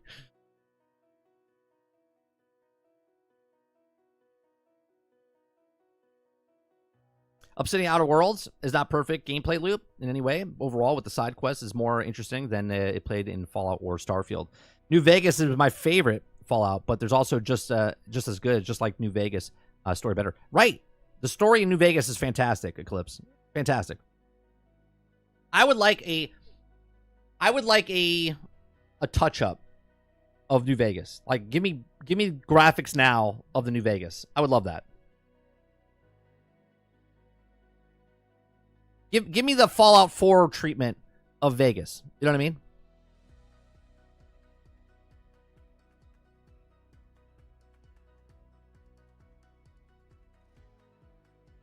I'm a person who played back when the Black Isles games.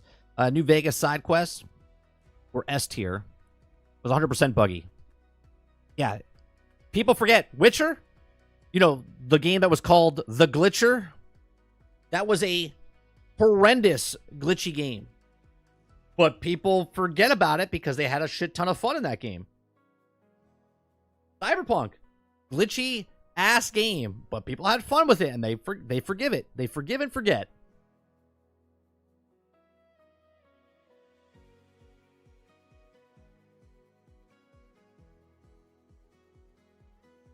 Cyberpunk is beyond fixed. You're crazy to think that? Who, me? Or did someone else say something?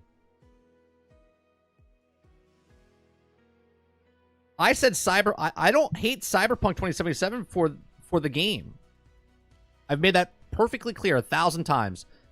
I'm not playing the game because of the company, not because of the game.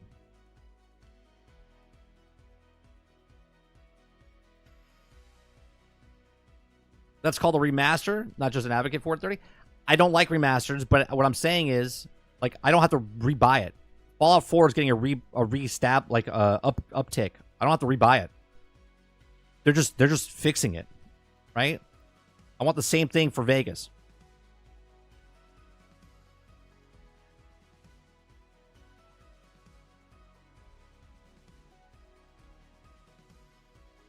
Ghost Fixer says New Vegas still crashes every few hours in the Series X. That's just so you can go take a break, Fixer. That's put in the game so you can go take a drink, go to the bathroom, take a break. That's a feature. That's a feature.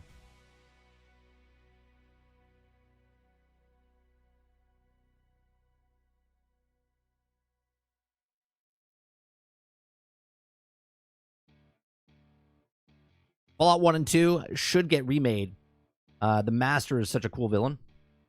Standard folks, great dad. Nope, Cyberpunk 2077. Come on, codename. Yeah, I have no issue with Cyberpunk 2077. I have issues with CD Projekt Red trying to sell people on Cyberpunk 2077 when it was in the state that it was in.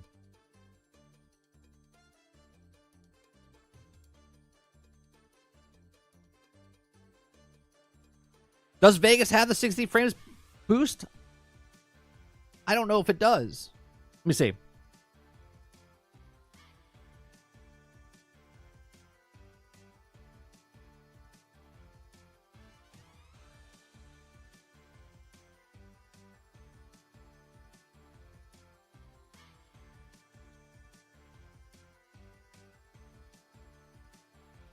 Xbox fans rejoined. Fallout 3, Fallout New Vegas can now both be played 4K 60 frames, and they never look better. Oh, so that was recently then. So that was back in December. See, I didn't know that. There you go. The article was back in December.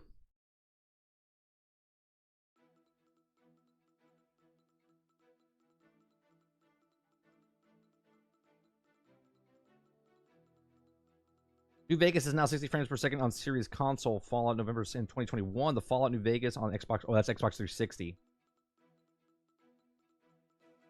Message board. Also, New Vegas is now 60 frames per second on the Series consoles. Here it says 2 years ago, but there's an article that was from just December 2023. Did it get delayed or pushed back? Yeah, because here it says back in July of 2022, it says Xbox Fallout titles. Boost ensures that Fallout 4, Fallout 76 hit 60 frames, but you also need to sacrifice your resolution. Fallout 4 is now just getting the update.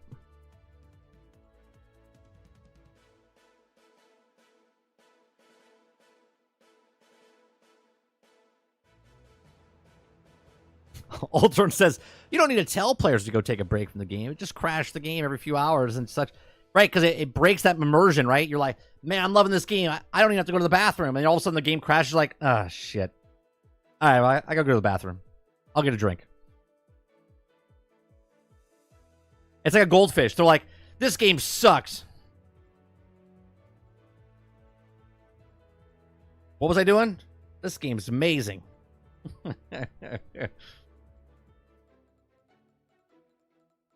Can you troll people in Fallout 76 like Rust? No. In Fallout 76, to fight somebody, you have to shoot them. It's like I smack you, Dolphin, and then you smack me, right? And when you smack me back, that's opting in for PvP.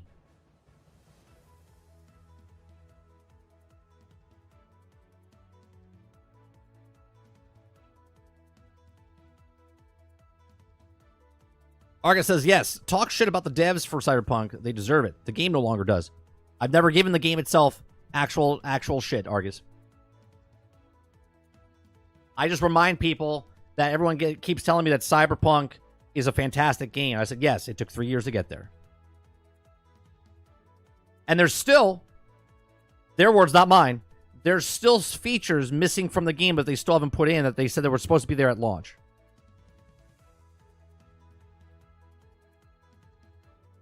Hence why I say, don't tell us shit until you know it's going to be in the game.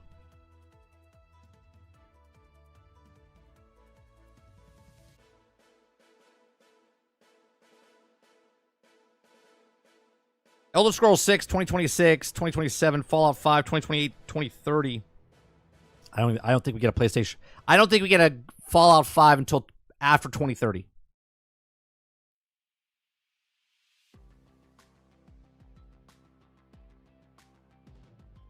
That's right, Water. It's the best ongoing game. Best ongoing game. All right, speaking of Fallout, let's talk about this third story here, okay? Because this is where the conspiracies come in, okay? Okay. Fallout London delayed as next-gen update threatens to break it, okay? So here's the 40 chess that's happening right now. That people, right now, there's a community out there, very passionate, bunch of developers that are doing this out of their kindness of their heart because they just love Fallout. Okay, well, Fallout London is one of the most publicized and highly anticipated mods in franchise history. The entire team has been working on creating the game size mod of Fallout 4 for several years, posting regular updates and expanding their horizon on the mod.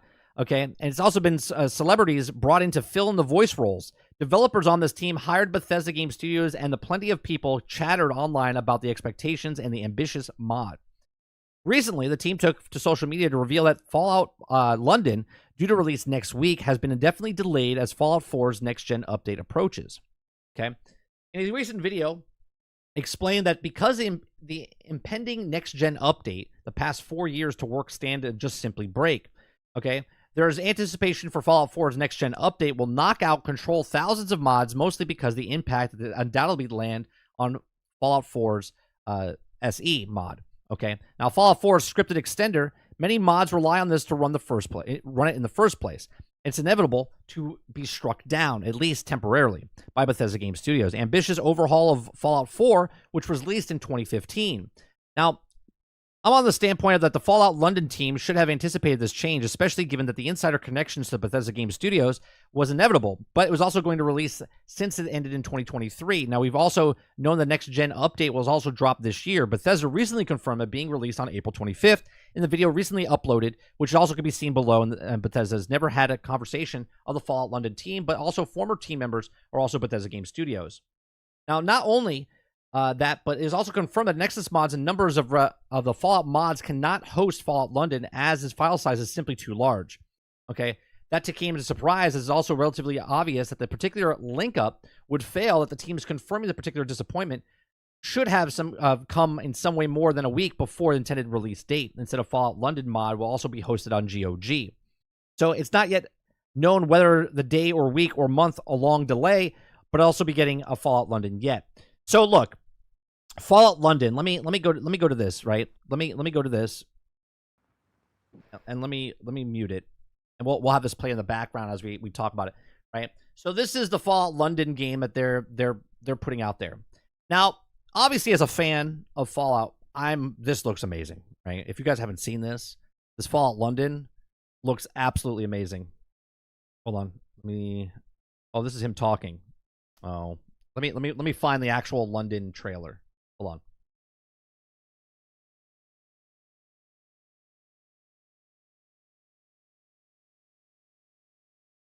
Okay, the trailer. We showed this on GXG a couple of weeks ago. Okay, this is a mod. Okay, for Fallout 4, a mod for Fallout 4. This is not a standalone game.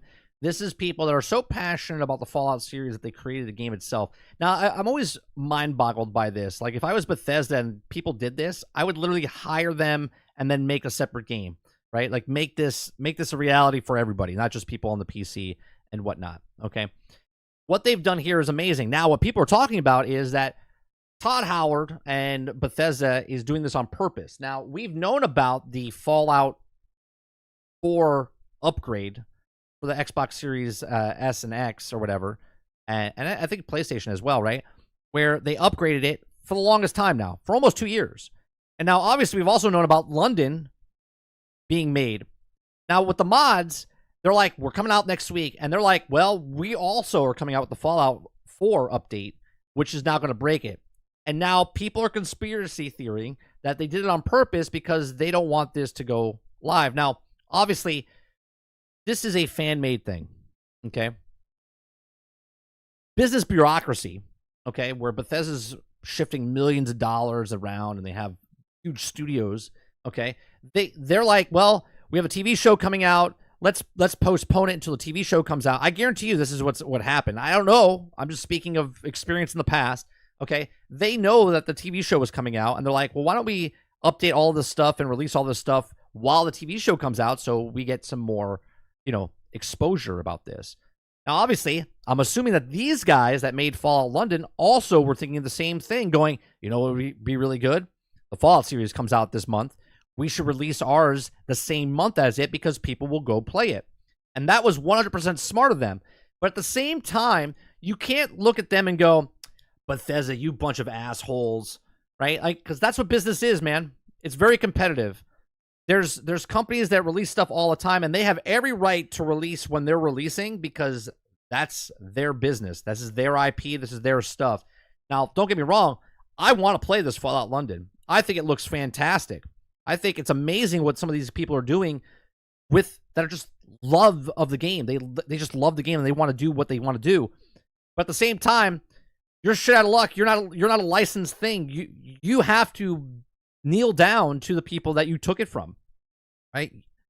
Yes, you made this within the Fallout universe and it's a mod for Fallout 4, but at the same time, this is not your game, right?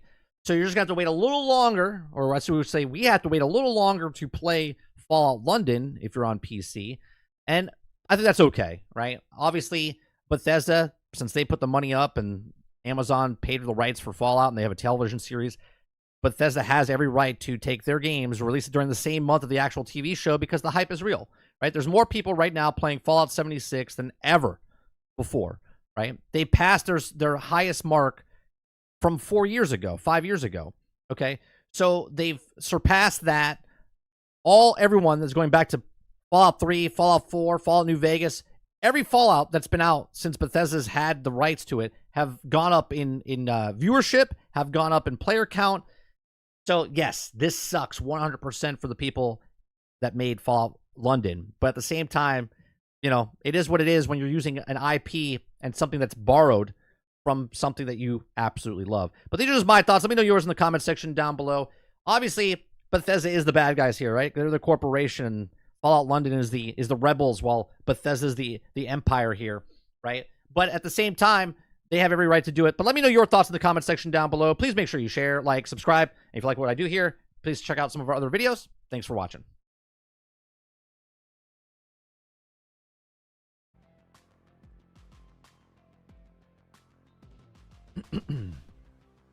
All right, let's see what you guys are saying.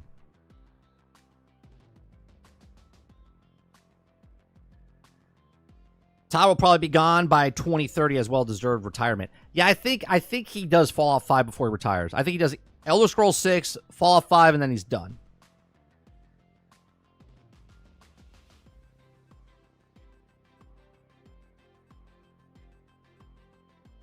They did this on purpose. Fuck them. They have every right to do it, Eclipse. They have every right to do it.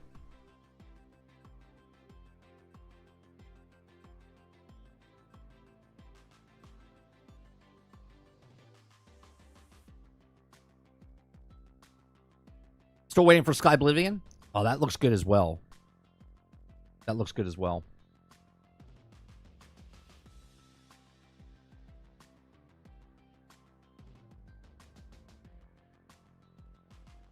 I think, in my opinion, Fallout London might possibly get canceled.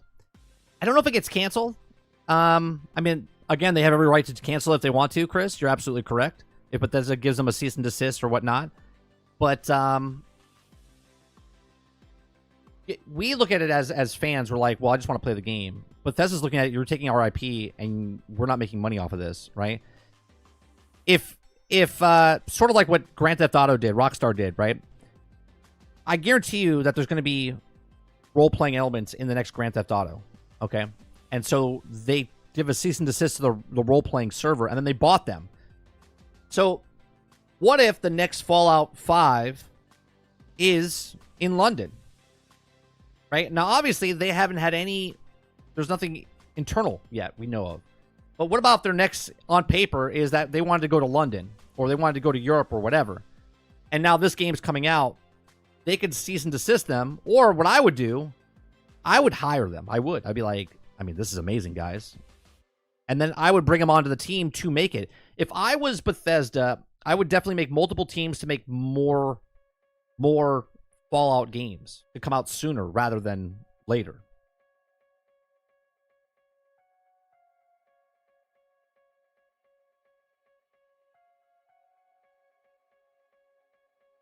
If it does get canceled, Bethesda will get a lot of negative fan response. Oh, for sure. I don't think this was done maliciously. London looks great, though. I feel sorry for the modders. I think the exact same thing, Vandal. Right? What is Bethesda supposed to do? Right? They're like, yeah, we spent millions of dollars on licensing and getting our television show created, and they're not supposed to push out the Fallout games during the same month as a television series. You know what I mean? They have every right to do it. If it looks dickish or not, they have every right. They are the ones that own the license, and they paid millions of dollars for it.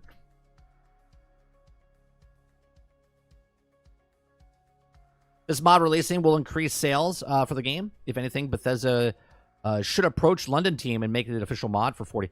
I agree, Krebsy. I agreed. Always sad that when this stuff happens, but modders should know the risk. Yeah, they should know the risk going in.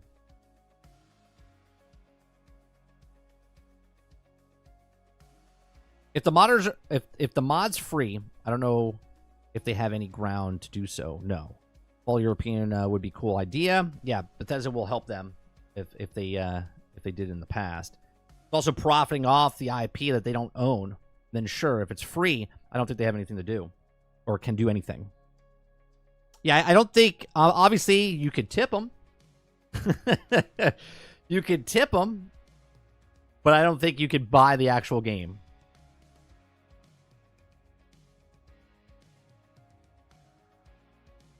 A Fallout 4 update was rumored to be coming out for months, meaning London team should have been expecting it, giving the release date with the acknowledge is dumb on the London team. I agree. But I also think they were also trying to capitalize on it. You know what I mean, Krebsy? Come on. If that mod comes out this month, instead of Fallout 3 and Fallout 4 getting all the buzz that they're getting, and Fallout 76, this would be getting the buzz right now, right? Here's the thing. I think that the team is still going to get a lot of buzz around this when it comes out, because... Make a game, sell a game. Now, they're not making a game and selling a game, but they made a mod, and they're putting the mod out. And word of mouth will get out. And I think these guys, if I was Bethesda, they would be idiots not to pick this up. They'd be idiots not to pick it up. Yeah, you need Fallout 4 to play it. Sure. Sure.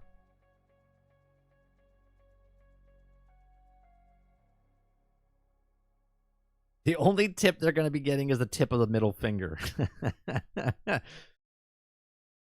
I know a lot of us look at this and go, well, Bethesda's the bad guys. I mean, it's their IP. Put yourself in their shoes, right? Put yourself in their shoes. If you owned a multi-million-dollar IP, and then somebody that was a huge fan of yours was taking your IP and trying to make something else off of it, and then I'm coming out with something, I'm all of a sudden the bad guy. I'm the one that created the thing that you love, and now I'm the bad guy. Seems a little weird to me.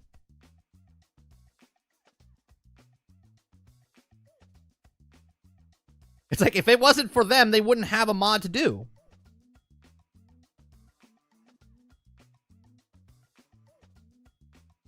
No, I'm not saying you, Argus. I'm just saying in general, people look at Bethesda and go, "Well, they're assholes for doing this." It's like, but there's literally people investing money in all this other stuff in this IP that they own.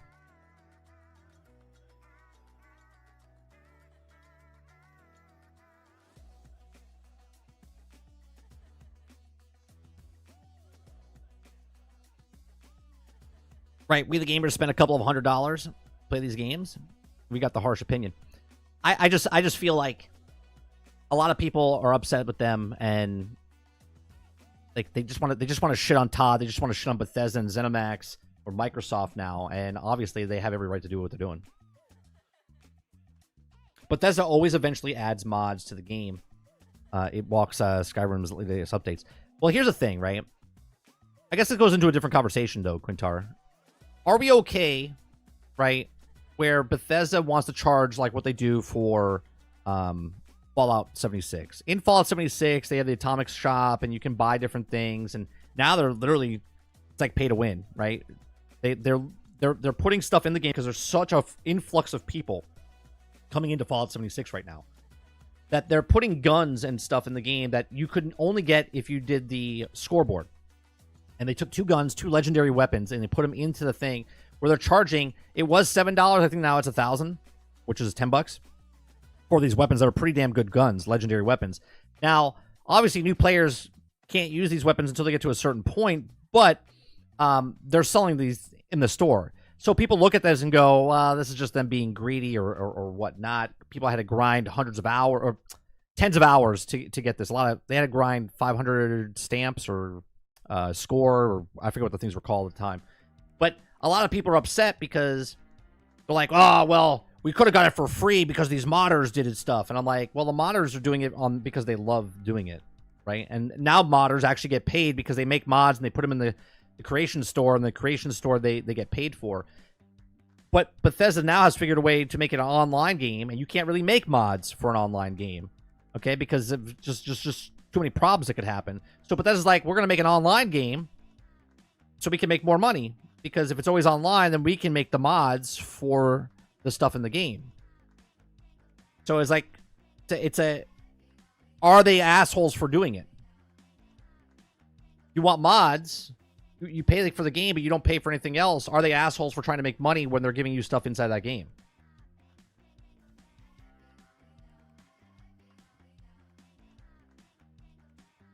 This is the one time I agree with corporation. I feel bad for the modders, but it's also what it is. Bethesda's IP. Hopefully they hire modders and work something out. Yeah, I agree. I just think they should hire them. Like, think about this, right? Think about how smart this would be on Bethesda's part, Vandal. Right now, there's no Fallout game coming out. There's no Fallout game coming out.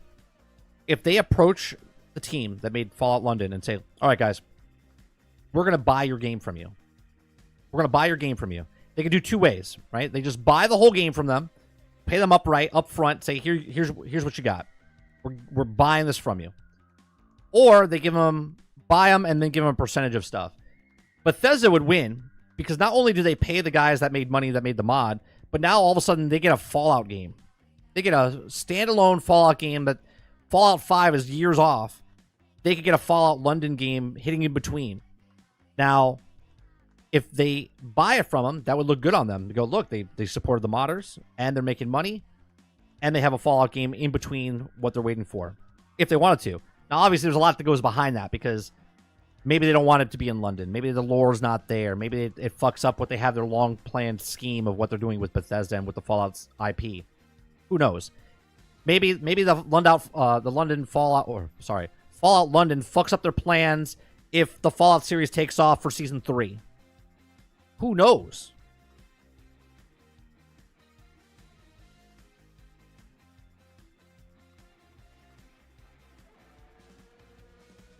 Let's see how they come out, and why they have to come out now is also they had 2 weeks, and they should probably fix it just in time. Just saying. Well, I think the reason they were coming out with this mod right now is to bank off the television show 100%, which is what Bethesda's doing.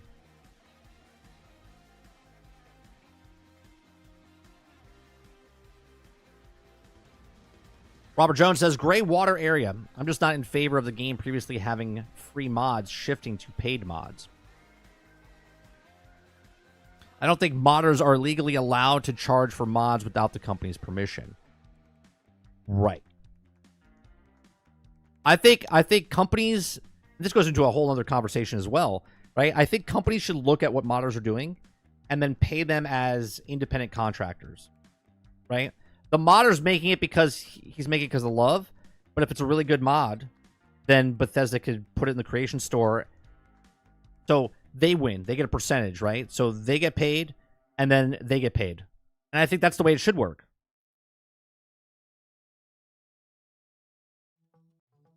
Right? The creator gets paid, and the publisher gets paid. So if I'm a huge fan of Fallout, and I'm like, oh, you know what? I'm gonna build a Fallout shelter inside the game. And then I submit it. I'm like, this is my thing. And they're like, hey, that's awesome. You know what? We're going to put that in the game now. And you're like, sweet. And then you get a percentage of that. That would be awesome.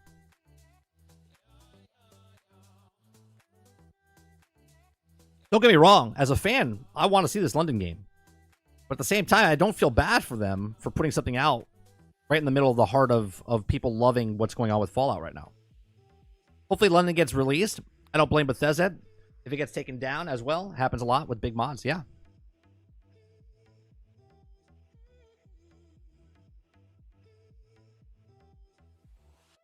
Creation stores are good if the splits are good. I agree. Alien says, I know BioWare enlists a few mod creators for the Legendary Edition of Mass Effect. I'm pretty sure these guys were paid for it. If that's the way it works, Alien, that's fantastic. Because think about it, it's free labor, right?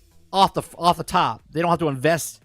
These guys are just doing it out of the passion because they love the thing. And then once they're done with the thing, they can submit it and go, hey, I made this. As long as there's no shady shit going on. Because I've had ideas, right? And let me tell you a related type of story, right? I worked for a company for a reality show. And I had ideas for things, okay? And I've pitched my ideas. And then they turn it down and say, well, no, we're not interested in it. And then they turn around and make that fucking thing, but they call it something different. Okay? So this could happen the exact same way with this as well. You make a mod, they're like, we're not interested in it. Because they could tell you that we already have this mod in the works behind the scenes, even though they don't. And then they could put it out there. So let's say you make a mod inside the game. Let's say I don't know, an ammunition thing inside the game, which is in the game already for Fallout 76. But let's say you made it. They have no idea to make it. There was no reason for Bethesda to make it. They're like, no, we're not making this. Guy comes over and goes, yeah, I made this ammunition vendor inside the game. They're like, you know what? They look at it and go, oh man, this is awesome. This looks really cool. They're like, sorry 30, we're not interested in your ammo vending machine. You're like, all right, cool. I'll go make something else. And then all of a sudden, a month down the road, they have an ammo thing inside the game. You'd be like, what the fuck, dude? They stole that from me. That's what you're going to think. Right? And that's what a lot of companies do. They make you sign a thing, and when you sign a thing, it says, we may or may not have this already in production.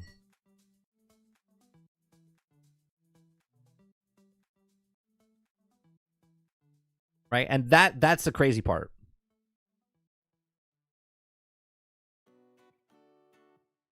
This is why I never say my ideas out loud for like television shows or anything like that to people that have the means to make it. They have no ideas, but they have the people to make the idea. Once they hear the idea, they can steal it and then make it.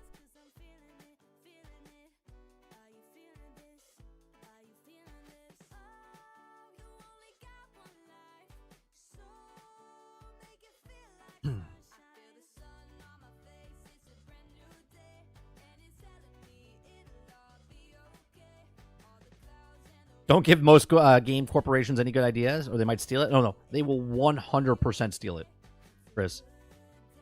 100% steal it.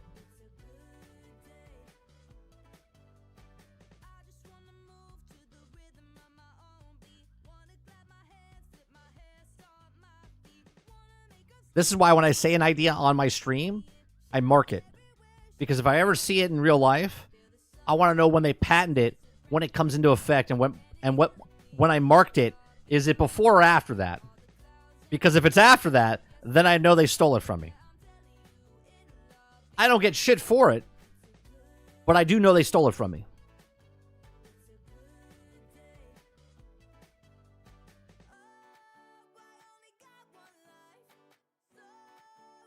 Television, movie studios, television studios, 1,000% will steal it. I used to be a bartender in the restaurant, would make thousands off of my drink creations. I got labeled a troublemaker when I started asking for a percentage of my drink sales. I quit and took all my That's exactly right. Exactly right. See, I didn't know that was a thing, Vandal. But that's exactly right. They will steal your shit. You make a good drink, they'll start charging for it, right? And you are the creator of it, but they don't want to share, right? They just want to use you and abuse you and then spit you out. And this is why I always do my little tissue analogy. I'm like, oh, they just pull that out. That tissue analogy works for everything.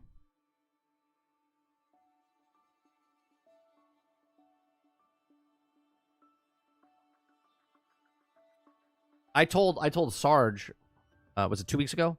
I said it right up on the stream. I said, I won't say it out loud on stream. I told Sarge my idea off stream, and when I told it to him, he goes, holy shit.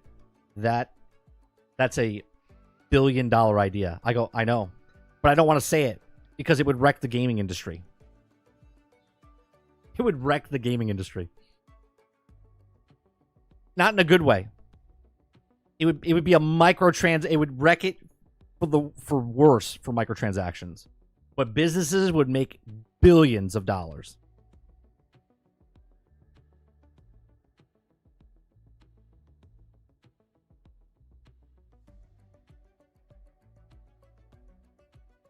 Nowadays, companies make you sign a contract saying any idea you come up with during your employee is their idea. Oh yeah, that's been around for decades. Yep.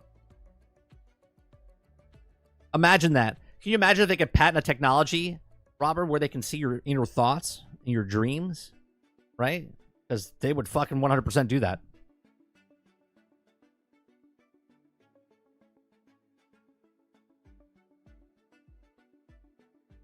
Sad thing is, if you thought of it better, if some idiot who doesn't know how to keep shit to himself will do it. Sure. Have you seen the streets of Rogue 2? Looks like GTA back in the day. I haven't. Let me look this up. What's it called? It's called Rogue 2. Was it at the indie thing the other day? Because I think I saw...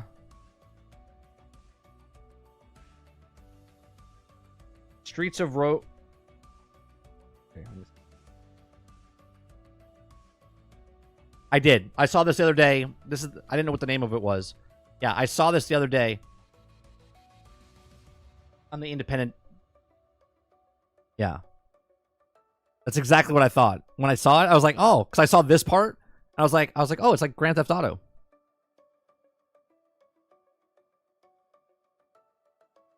I have no idea what this game's about. Zero.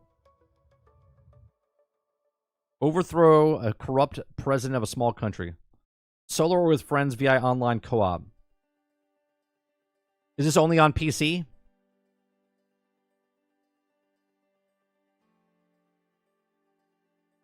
This looks fun.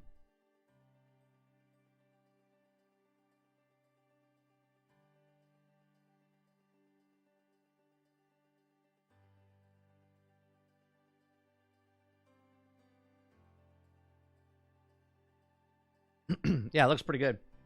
So you can steal all the cars and do all different things.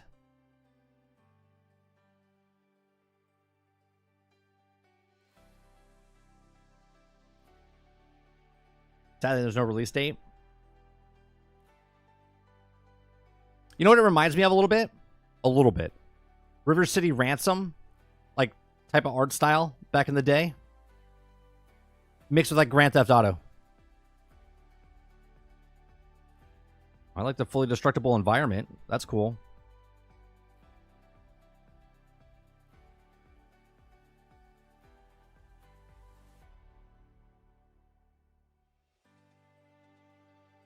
Not much to it. So is this one more stuff in it? Like more stuff to do?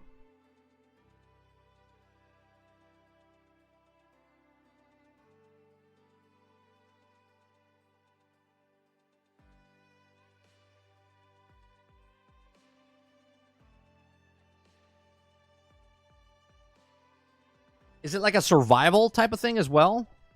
Like Project Zomboid? Later this year. Interesting.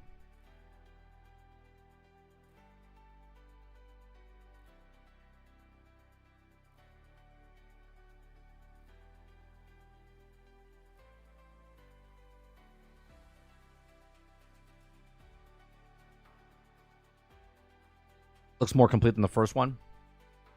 I've never even heard of it before. More like a roguelike. Well, I saw the shop when they go into the shop and you can buy the different, products and stuff like that. That's why I was asking if it's more a survival.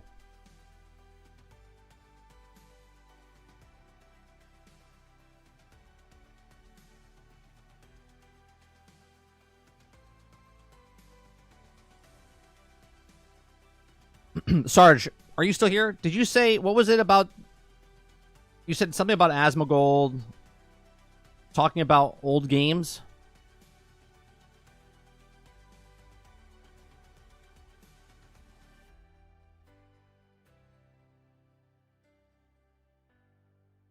When was that?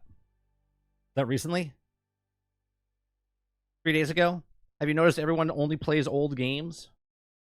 Oh yeah, I saw that. I saw that with the guy, the British guy talking, or Australian guy talking, and he's commenting on that. Yeah, I've watched it.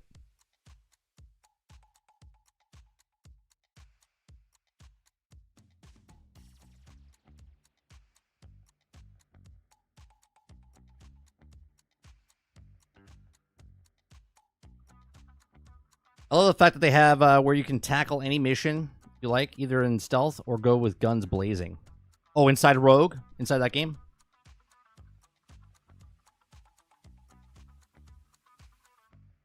I'm having a blast. This weekend I played a lot of Fallout 76. A lot, meaning like 6 hours worth, but I played a lot. We're going to play that again tonight. I'm just kind of like doing missions, trying to complete dailies to get more Atom money to buy some stuff inside the Atom store. I have never purchased any kind of currency inside the game. I've only just played the game. We were playing the Atlantic City thing, but as I was thinking about it, I was like, that's a different currency there where you get these stamps, and they use these stamps for something else. So I'm trying to just complete certain things to get my, I don't even know what it's called, tickets up. There's like this scoreboard. I think it's a scoreboard. So we're going to play some Fallout 76 tonight at 8 p.m. Eastern. Just going to go around, enjoy the, look at people's builds and whatnot, explore, go into different missions, try to come up with maybe a different build. So, the new circle of YouTube. See recommended video. 2, see Asma, watch it. 3, what's your favorite creator? Watch Asma, watch it. I like listening. Here's the thing about it. It's weird with Asmongold because Asmongold doesn't make his own videos. He makes reaction videos. Okay? So what's weird with him is if you like his video, you're liking it watching him react to something else. Right?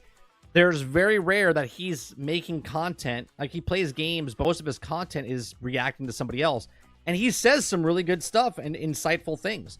So when you react to him, you're reacting to him versus reacting to someone else. That's correct, Krebsy. So it is weird reacting to one of his videos because you're reacting to him reacting, which is like super fucking meta.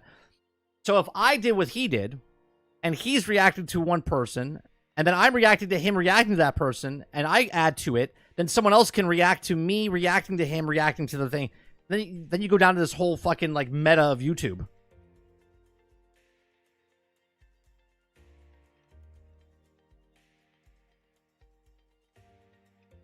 It's a conception. The real thing would be if I made a video reacting to Asmongold and Asmongold was reacting to whatever he was reacting to, and then he reacts to my reaction to him reacting to, right? Well,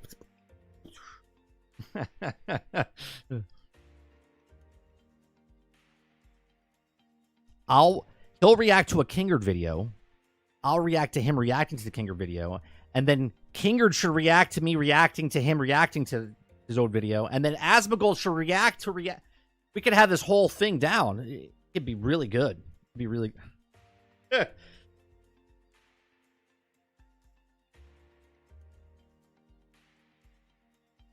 Fourth dimension, baby.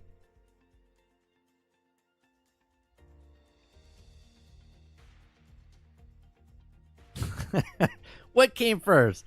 Asmongold or 30 and Still Gaming or the egg?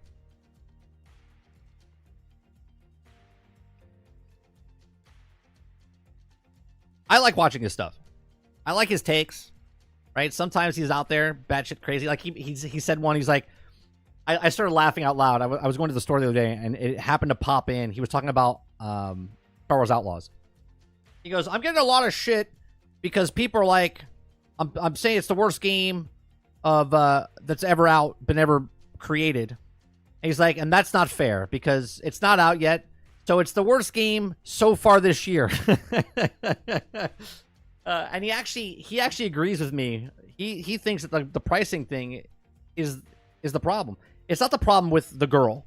It's not the problem with the game itself. It's the problem with Ubisoft's pricing for the game. It's a $110 single player game sold to you with not all the content at launch.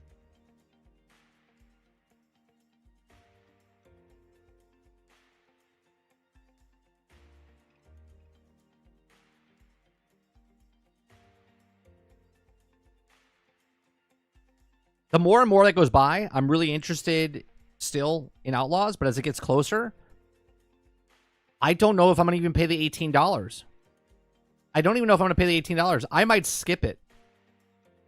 I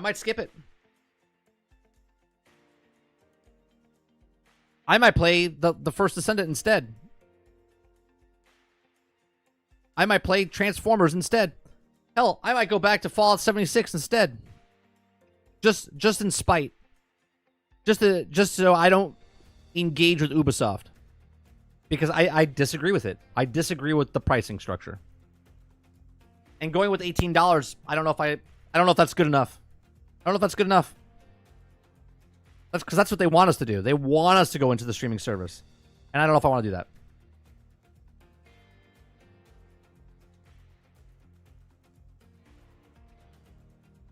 And now they're saying that the Jabba mission is behind the season pass.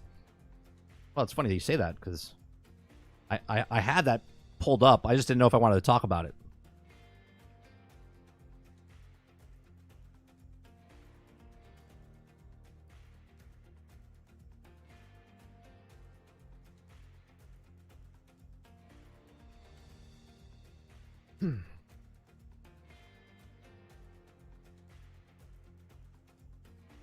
Is that true? Because when we went to the site, let me go to the site real fast.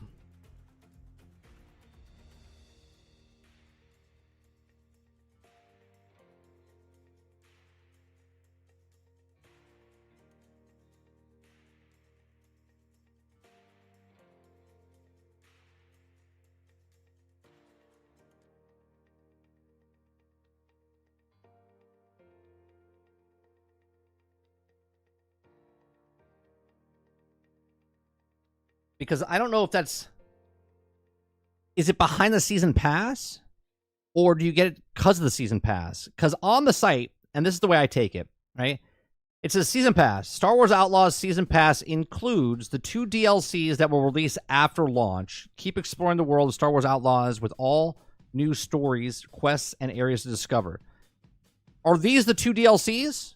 Because it says Jabba Gambit exclusive mission available at launch. That would make it even worse if that's the first season and they're putting it behind the DLC and it's at launch. Right?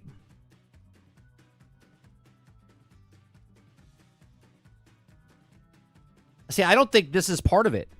I think these two things are part of like the additional thing. I think Jabba's Gambit is one of the things, and it's part of the season pass, but I don't know if this is one of the two. Two DLCs that will release after launch. Keep exploring the world of Star Wars Outlaws with all new stories, quests, and areas to discover. The Jabba's Gambit exclusive mission available at launch. So the two DLCs is after launch. Exclusive missions available at launch, but you have to get the gold edition. Is it part of the 3D early access, or is it part of the season pass? So it's just part of the season pass. So Jabba's Gambit is another mission, but it's only there if you get the season pass.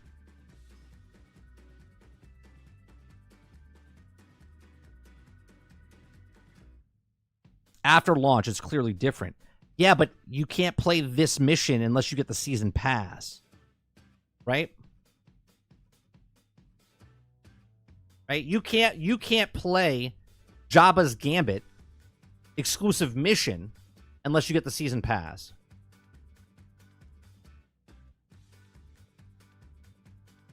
The way it's worded comes across as you don't get Jabba at all unless you pay more. No, you don't get this mission, this exclusive mission, unless you pay for the $110, which is the season pass.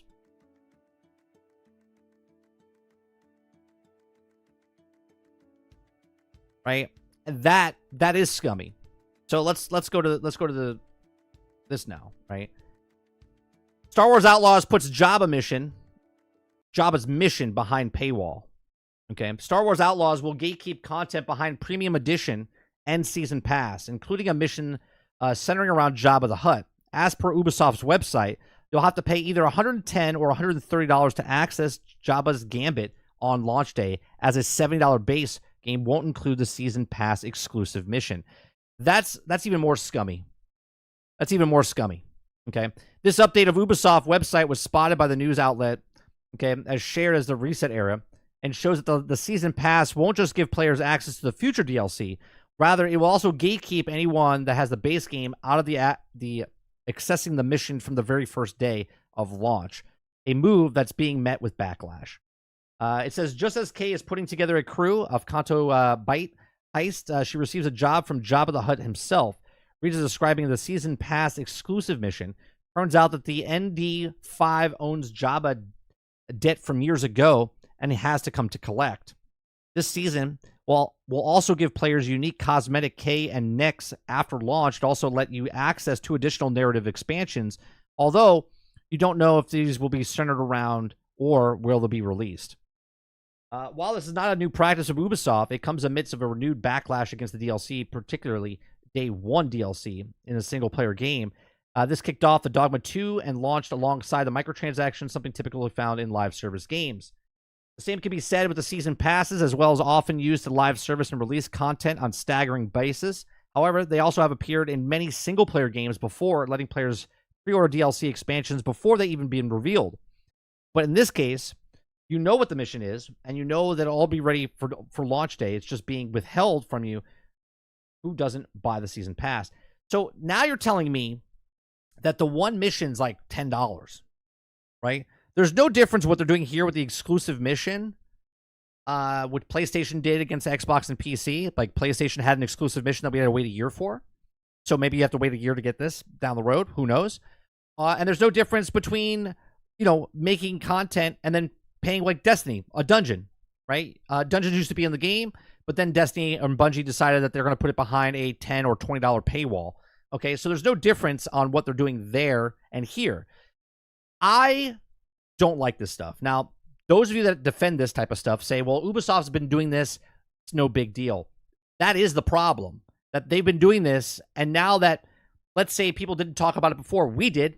I have a podcast, we talk about this stuff all the time. And if you notice, I don't play a lot of Ubisoft games, right? I do play Division 2. I don't play any of the Assassin's Creed games, haven't for quite a long time, because I didn't like the business structure, the way they were doing it. Now, Division 2, you bought the game, and then you bought the expansion pack, and you played.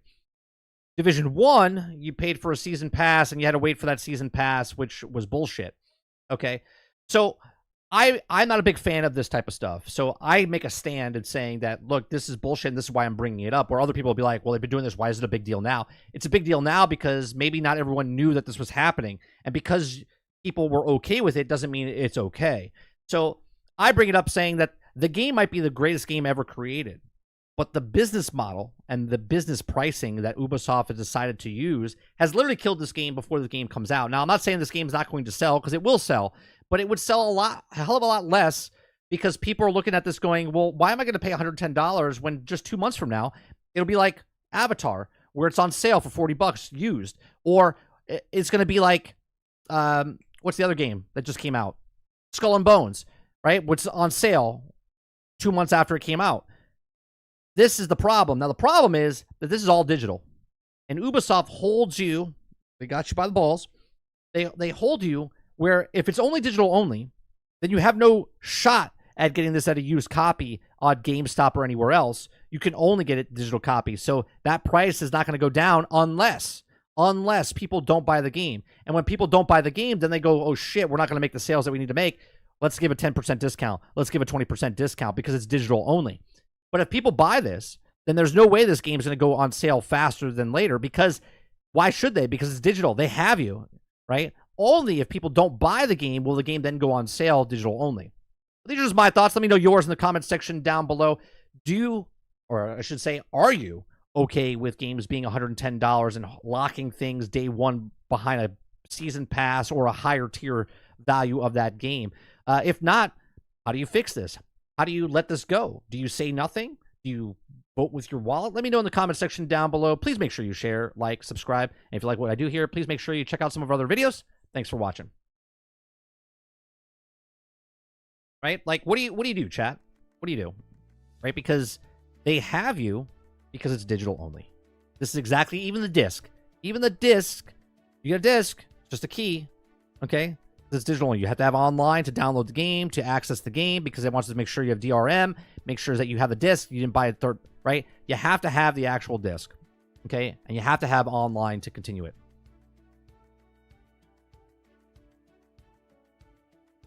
No rest for the wicked today. You also need to season pass, but we all know that's outpricing everyone, so you go to Ubisoft Plus, which is the majority will brain cell well. Majority, right. I think Ubi will release it separately later without the season pass discount. Z says, what is it? Just a hologram of Jabba sending them to a mission? Is the mission that they also can be added at any time? Or just say that it's coming from Jabba? Paul says, but that's Sony paying them for that to be made. Sure, Paul, but it's also coming to the game later, right? So it comes after, a year after. Hogwarts Legacy's mission was paid by Sony, but it also comes into the game after the fact. I don't got to pay more. I paid the exact same price as the Sony people that paid their game, and they got it day one. I paid the exact same price, and I have to wait a year and a half for it.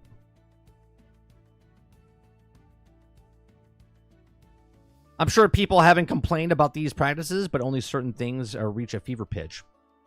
Titan says the Sony mission for Hogwarts was really good and unique.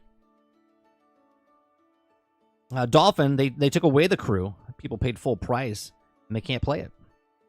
Ghost Fixer says, I might just end up skipping Outlaws, save my money. Titan says, it reminds me of Outlaws is online only. Salty says, thing is, people were where money has no object and not following the news will pay for the Star Wars fans and also will buy it. And smart people following the loop will be more vigilant. The others will wait for the huge discount. Yeah, I think I'm just going to wait for the discount. I can't wait a year or two. Depends on how good the game is. I might buy it, or the more I know, the less I like about it. That's where I'm at, Altern.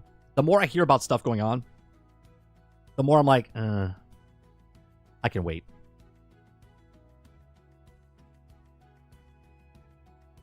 Well, what's even more, Argus, is that this is not a first-party game. This is a third-party game. But now they're locking day one content behind that mission, okay, technically, okay, if you get it standard edition, and if you get the season pass, you're paying additional $40 to get that season pass, and also the 3-day early access, that's part of it as well.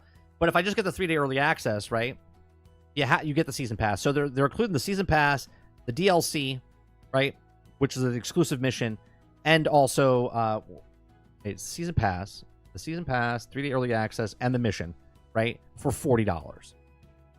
The whole game is $70, but the 3-day early access, the season pass you don't know when you're going to get, and the one mission is $40.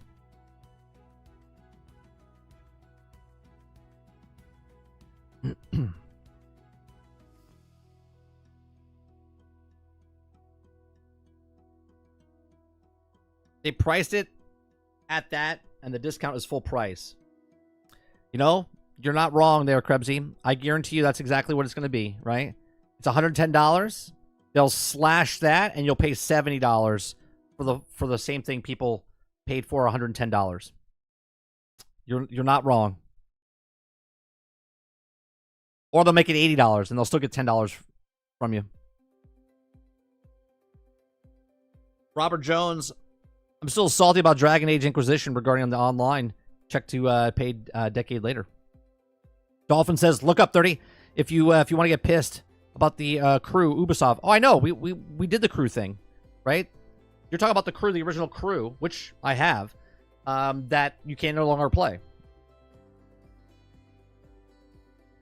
Quintar says, need a vote with the wallet and wait for a deep sale. Single player is a joke, a mission, cosmetic. That's not single player. But you forgot the awesome character pack. That's true, Titan. I did forget the awesome character pack that looks like Han Solo, which Salty showed me. Let me bring this up. Salty showed me this the other day, right? And I was like, I hate this shit, right? They do this.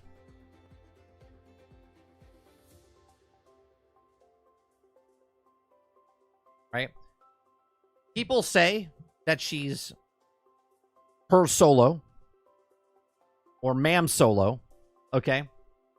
And they put her in an outfit that looks exactly like Han Solo. Why do this? Why do this? And this is the problem when you're trying to do nostalgia towards, right? You're taking a character that takes place, okay? Oh, with season pass. Sorry about that, Quintar. Right? You're taking a character that takes place during Empire Strikes Back and Return of the Jedi in between, okay? You're taking this. You're making Nyx look like Chewbacca. You're making her look like Han Solo. Why not just make the Han Solo Chewbacca game? You see what I'm saying? Like, you want her to be her own standalone character, but yet you're making a cosmetic for Star Wars fans to make her look like Han Solo and Nyx look like Chewbacca. You see what I'm saying? You're literally trying to make her look like Han Solo.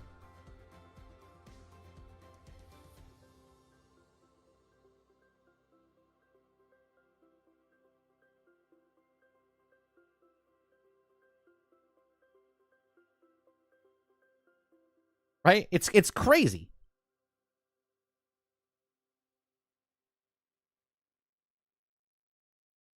Han Solo.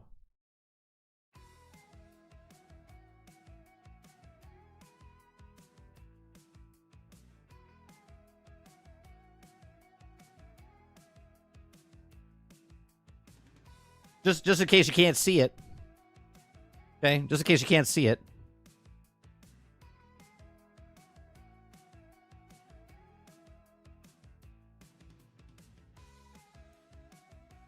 And this is why this is stupid. Okay? Now, I get it. You're looking at it and going, well, this is just for Star Wars fans. Well, this is a Star Wars game that takes place during the same time period that you like Star Wars. So why was she dressed like Han?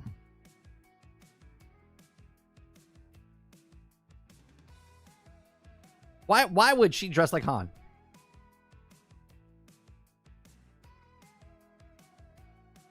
I mean, it's a little different.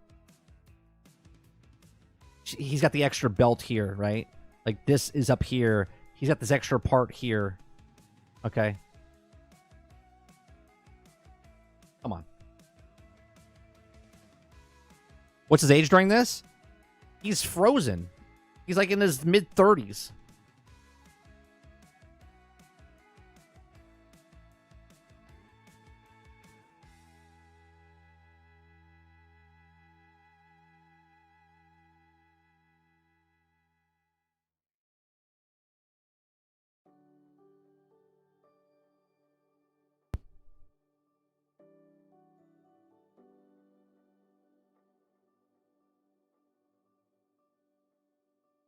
I don't even think I'm going to watch the stories that play through.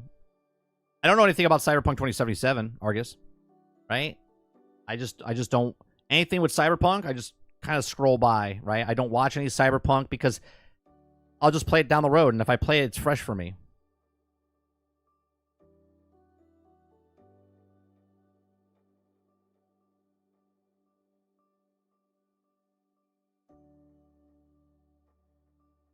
I said the exact same thing back then, Rose. I don't like when they try to take the cosmetics from people and put them into the world and tell the same story. They're people within the universe. I don't want his lightsaber to look like Anakin's lightsaber. I don't want that stuff.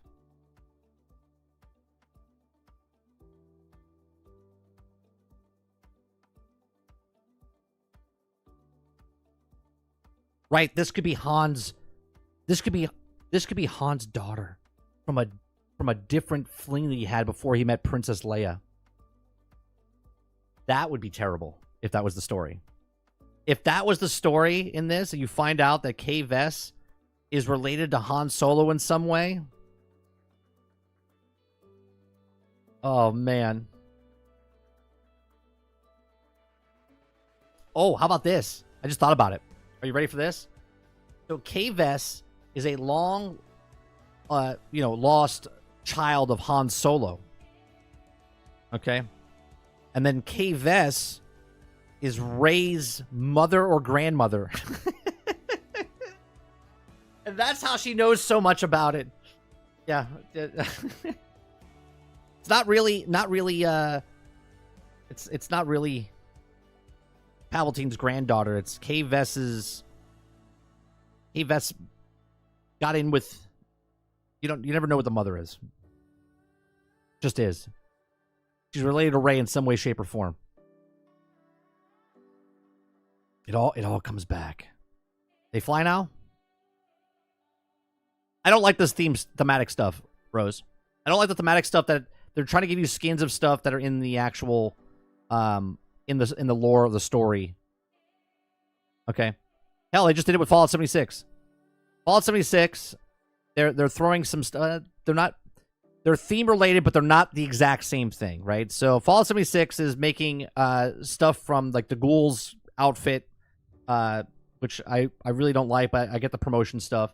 But they have like Vault 33. Well, Fallout 76 takes place, 200 years before the whole thing. Yes, the vault was there, but it's like, how would you get that in the lore? But that's not such a big deal. This is Han Solo's outfit. This is literally Han Solo's outfit. They give Nyx literally Chewbacca's, what he looks like. And Nyx literally is cosmetically look like Chewbacca with the color.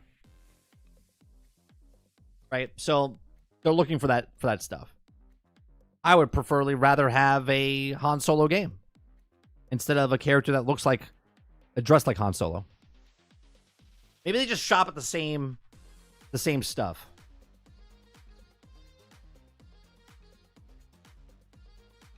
Same outpost.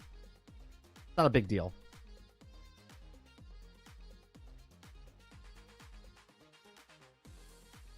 I heard Super Mutants in Fallout 76 is lore breaking, but I'm not an expert. Yeah, I think they didn't come out until like 120 years or so later.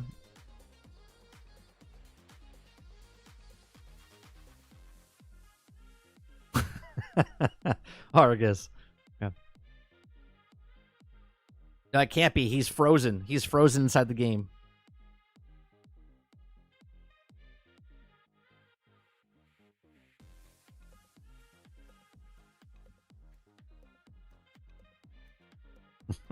Let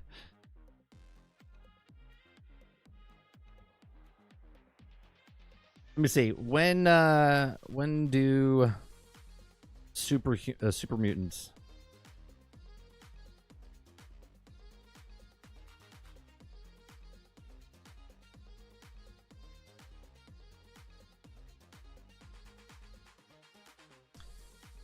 Story elements introduced Fallout 3. Lore in the first Fallout developed a series of creatures interplay, which established the super mutants were originally created by the Master in 2103. Okay, 2103.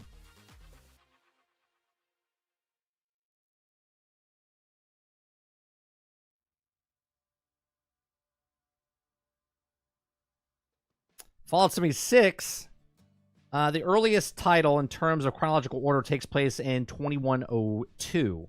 There you go. So they just said that the mutants came out in 2103. So Fallout 76 is 2102.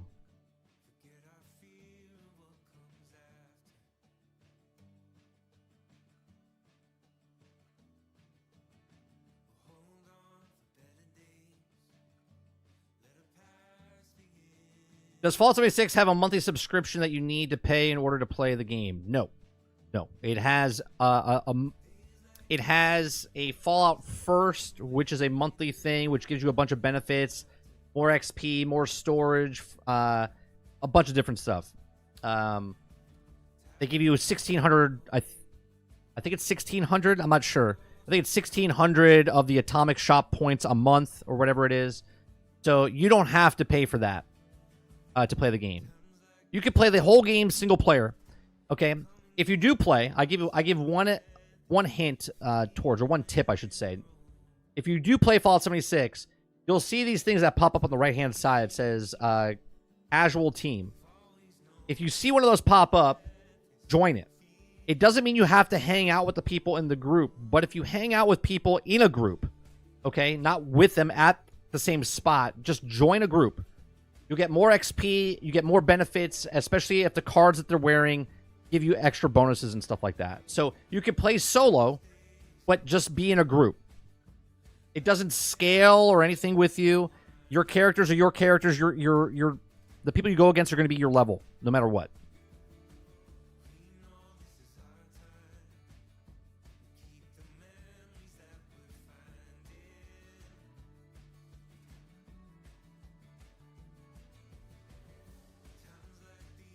Yeah, we're going to play a little bit tonight. I just like there's something about Fallout 76. I'm level 95 right now. I would like to get to 100 because that's one of the achievements or whatever to get to level 100. Right? So I'm level 95. I just like being in the world of Fallout. I like exploring and doing different things and finding different, like, I always feel like I have something to do, even though, you know, if you want to think it's a job or whatnot, but it's like, if I need lead, then I would go to a lead spot and get that lead and scavenge lead. You know what I mean? Like, there's always something you could do.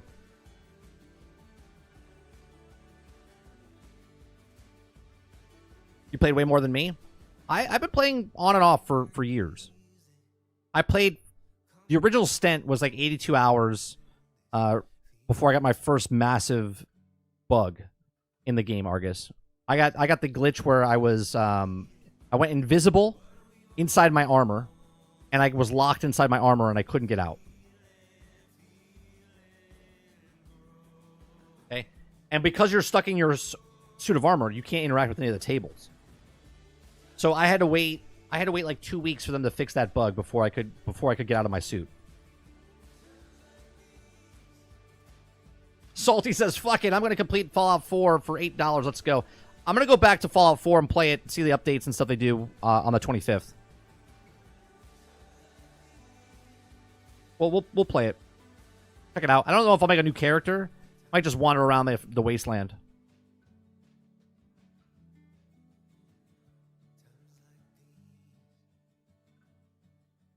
It's exactly where Cyberpunk is now. Where you guys always talk about Cyberpunk, right? Cyberpunk is fantastic. It's in a good spot right now. Fallout 76 has got so much content to do, and it's so large and massive to do stuff. It's in a really good spot, but again, 5 years later. It took them about 3 years, 3.5 years to get it really like situated. Once they brought humans back in, like NPCs. Let's see, when did let's see.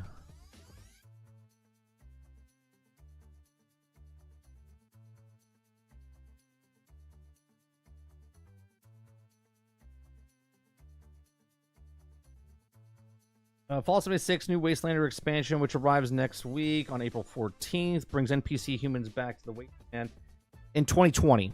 So it took them 2 years.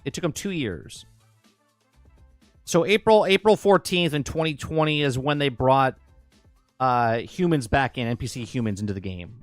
That's when it was like what it should have been at launch.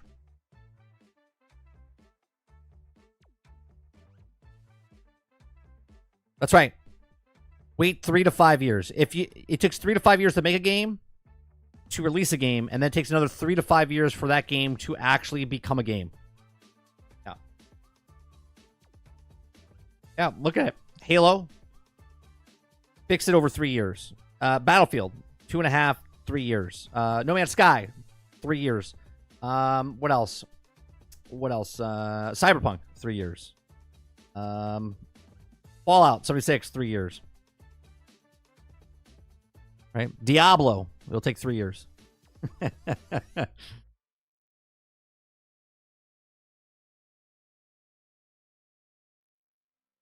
If you get it on PC, the update doesn't matter. I think if you get it widescreen support or something, you can just mod that. Oh yeah. No, it's for console. The Fallout stuff is for console.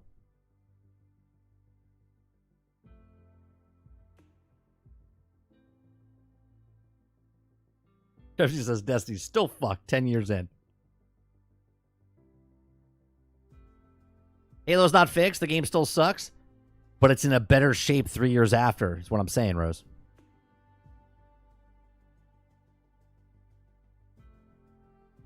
That's all I'm saying. Games are better 3 to 5 years after they come out. No, that game, Suicide Squad, goes in the place of Anthem and Marvel's Avengers. It doesn't matter because it won't even last the 3 years. So it won't get fixed. It won't be in a better spot. It just won't be supported anymore.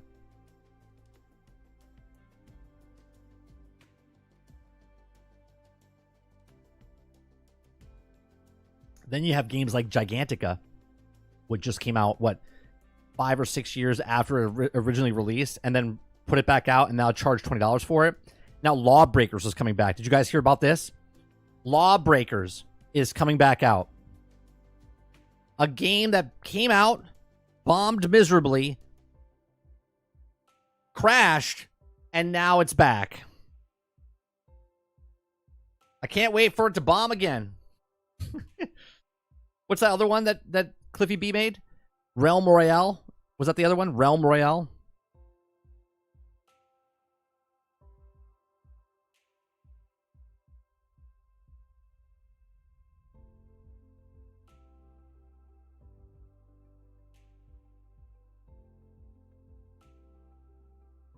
No, I don't know how long Baldur's Gate 3 was in early access. 2 years. Was it 2 years? 3 years. Yep.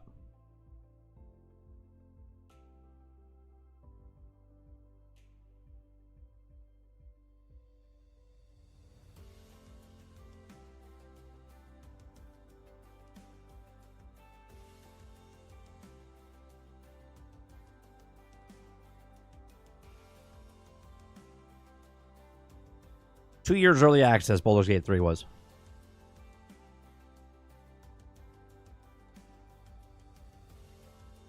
Lawbreakers was the game, Rose, that was like Quake. It was like Quake. Like the fast moving like Quake was. But they it failed within 6 weeks, I think it was. It failed within 6 weeks, but it stayed alive for like a year. I think. Actually, let me make sure.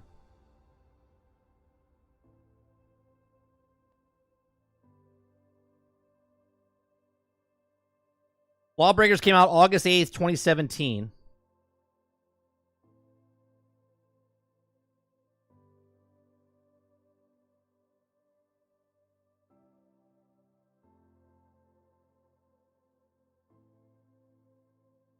And closed May 2018. So it lasted 1 year. But it bombed. It was a ghost town within a couple of weeks.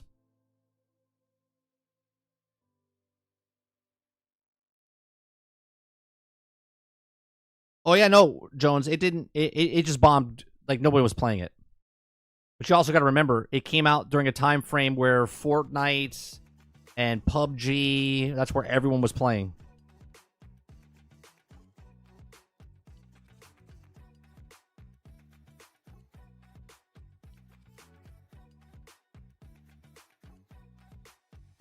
Yeah, it's coming out. We're getting remakes and remasters of movies and remakes of remasters of games and re-releases of games that bombed and came back out. Gigantica bombed as well. Hey, maybe that Gearbox got picked up. Maybe 2K releases Battleborn again. Here's a hoping. Not that I would buy it again, just that they would turn back the fucking servers on so I could play the single player game.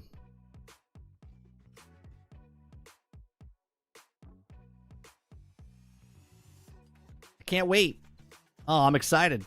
Maybe get a game that I already own that I can play again.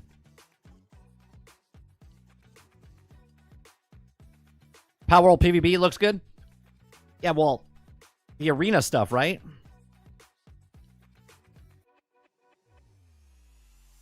Arena shooters are kind of dead. Genre, thanks. BR. Well, the finals is doing pretty well, right? The finals is doing pretty well.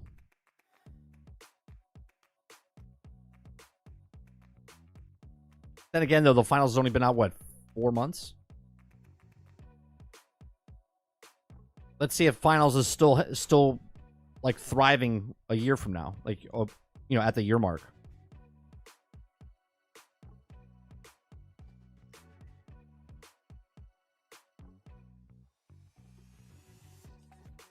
I wonder how that's going to work in matchmaking and stuff like that for the arena.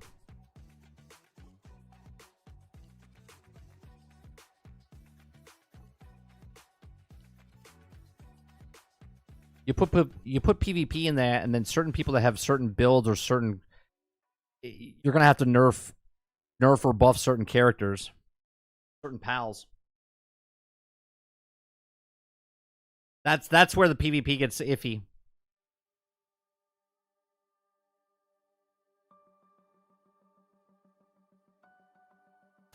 Paragon, the game that had its servers shut down for Fortnite, came back and is shutting down again April 20th something. What? It came back out? Is that true?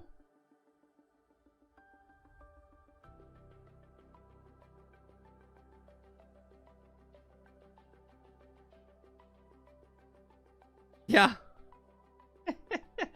Paragon can't catch a break. Less than 2 years after being brought back to life, it's closing again.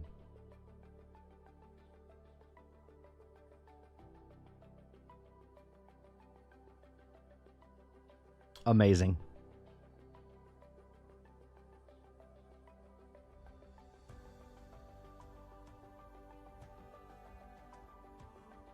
Paragon has died 3 times. The newest one is still going. The newest one is closing down. Yeah, no, the newest one's closing down as well. April 22nd.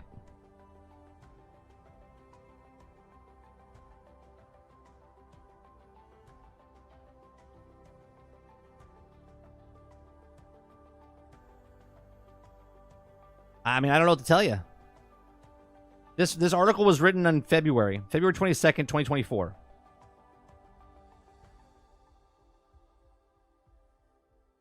So the original MOBA was shut down in 2018, but was resurrected at the end of 2022 as Paragon: The Overprime.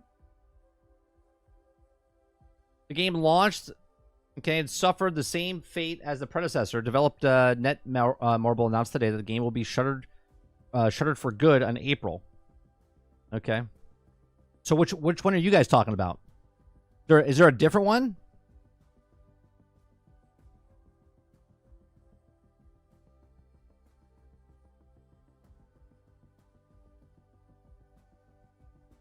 It's called Predecessors.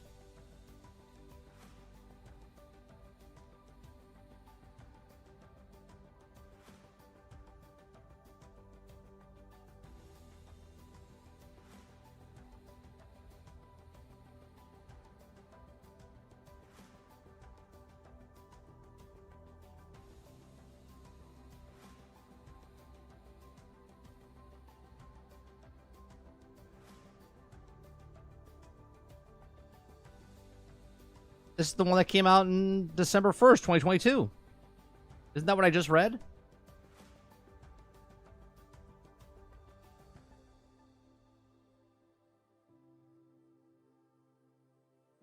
Oh, this is made by Omed Studios.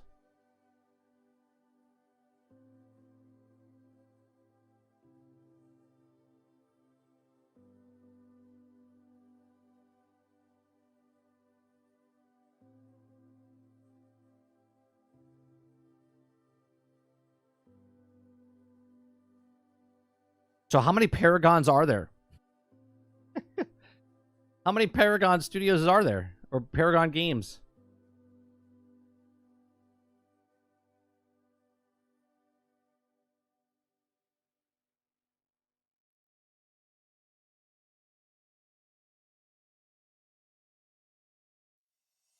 Overprime is closing down. Why Paragon is shutting down? Paragon, the Overprime closing. Predecessor needs to change to survive.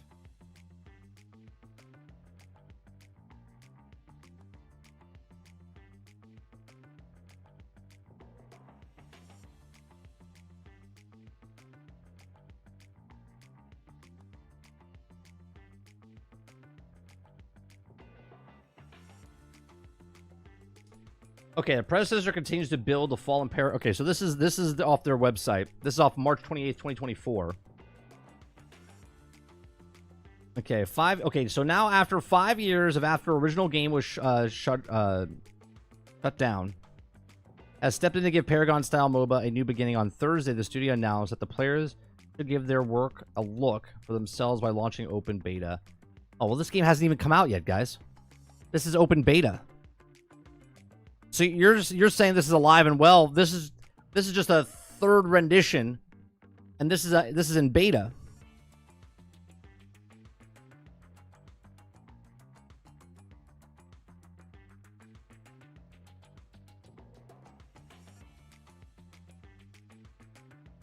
You can't say this one's alive and well. That's not even out yet.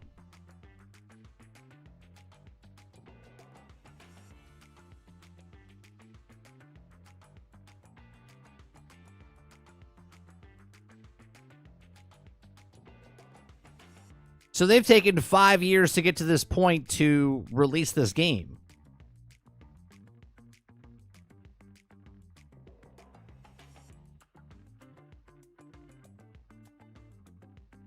Early access, beta, whatever. Look, I'm just saying, you can't say that this is a succeeding. It's not even out yet.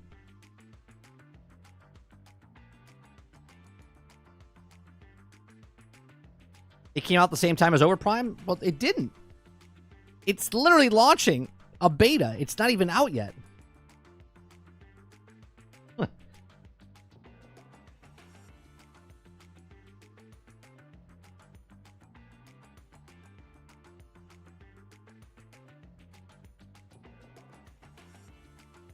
It's an early access game. Now, if it wants to stay in early access for the next 3 years, and then it comes out and launches and bails 5 months afterwards, you could say it was out for 3 years. I'm just letting you know it's not officially out yet.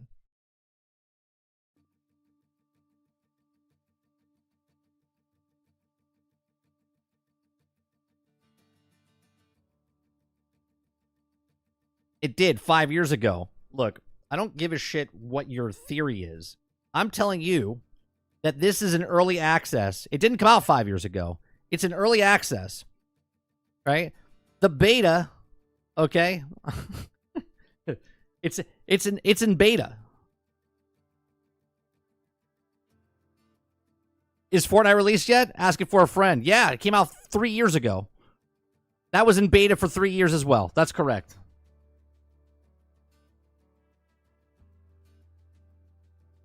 So tell your friend, right? To me, an early access game is not released. Hell, fucking golden games that come out that are broke, buggy, and unfinished are unreleased as well. There's one thing you'll get with me, Jones. You'll get consistency. Okay?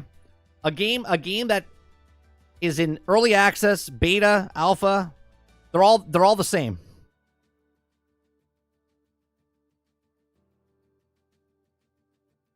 It just moved from early access to open beta. It's not released yet. It's not released yet. You can't say it's still thriving when it hasn't released yet.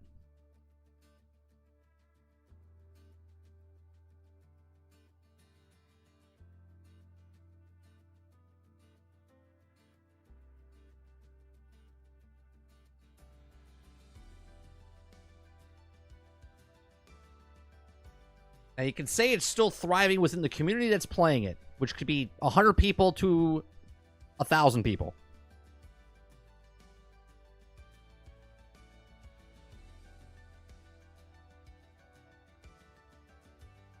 They're not hit to the same standards. This is why Power World's in early access. It's not released, right? And they sold 26 million copies or some shit like that. 19, 20 million copies in early access.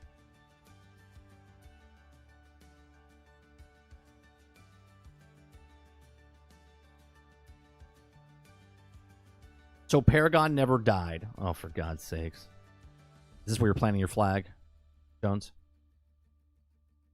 Paragon never died. Even though the people that made Paragon said, we're killing it because of Fortnite.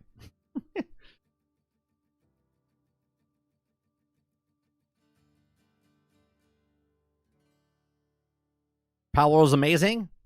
Sure. Still in early access.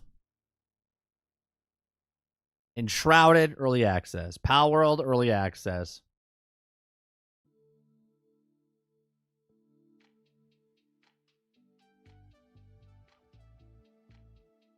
Hell, I played Minecraft for 3 fucking years before it launched. I played Sea of Thieves for 2 years before it launched.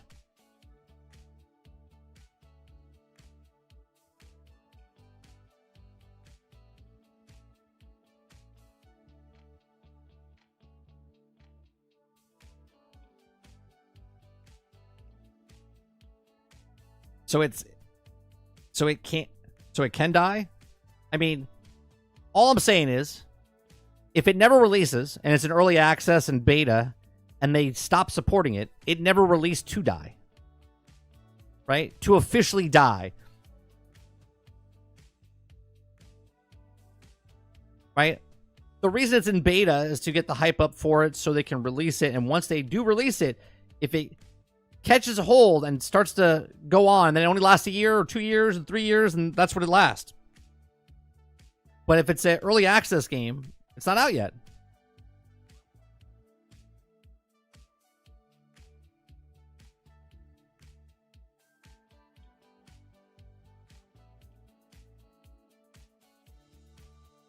All right, it's 1 o'clock. We'll be back tonight at 8 p.m. Eastern. We're going to play some Fallout 76. We're going to just go around bullshit as we play. Anybody that wants to play with us, you're more than welcome to join in. Start at 8 o'clock. I'll play until about 10:30 or 11 o'clock. Appreciate it very much. Has it hit 1.0 and be released? I don't even think if 1.0 is released for some of these games anymore.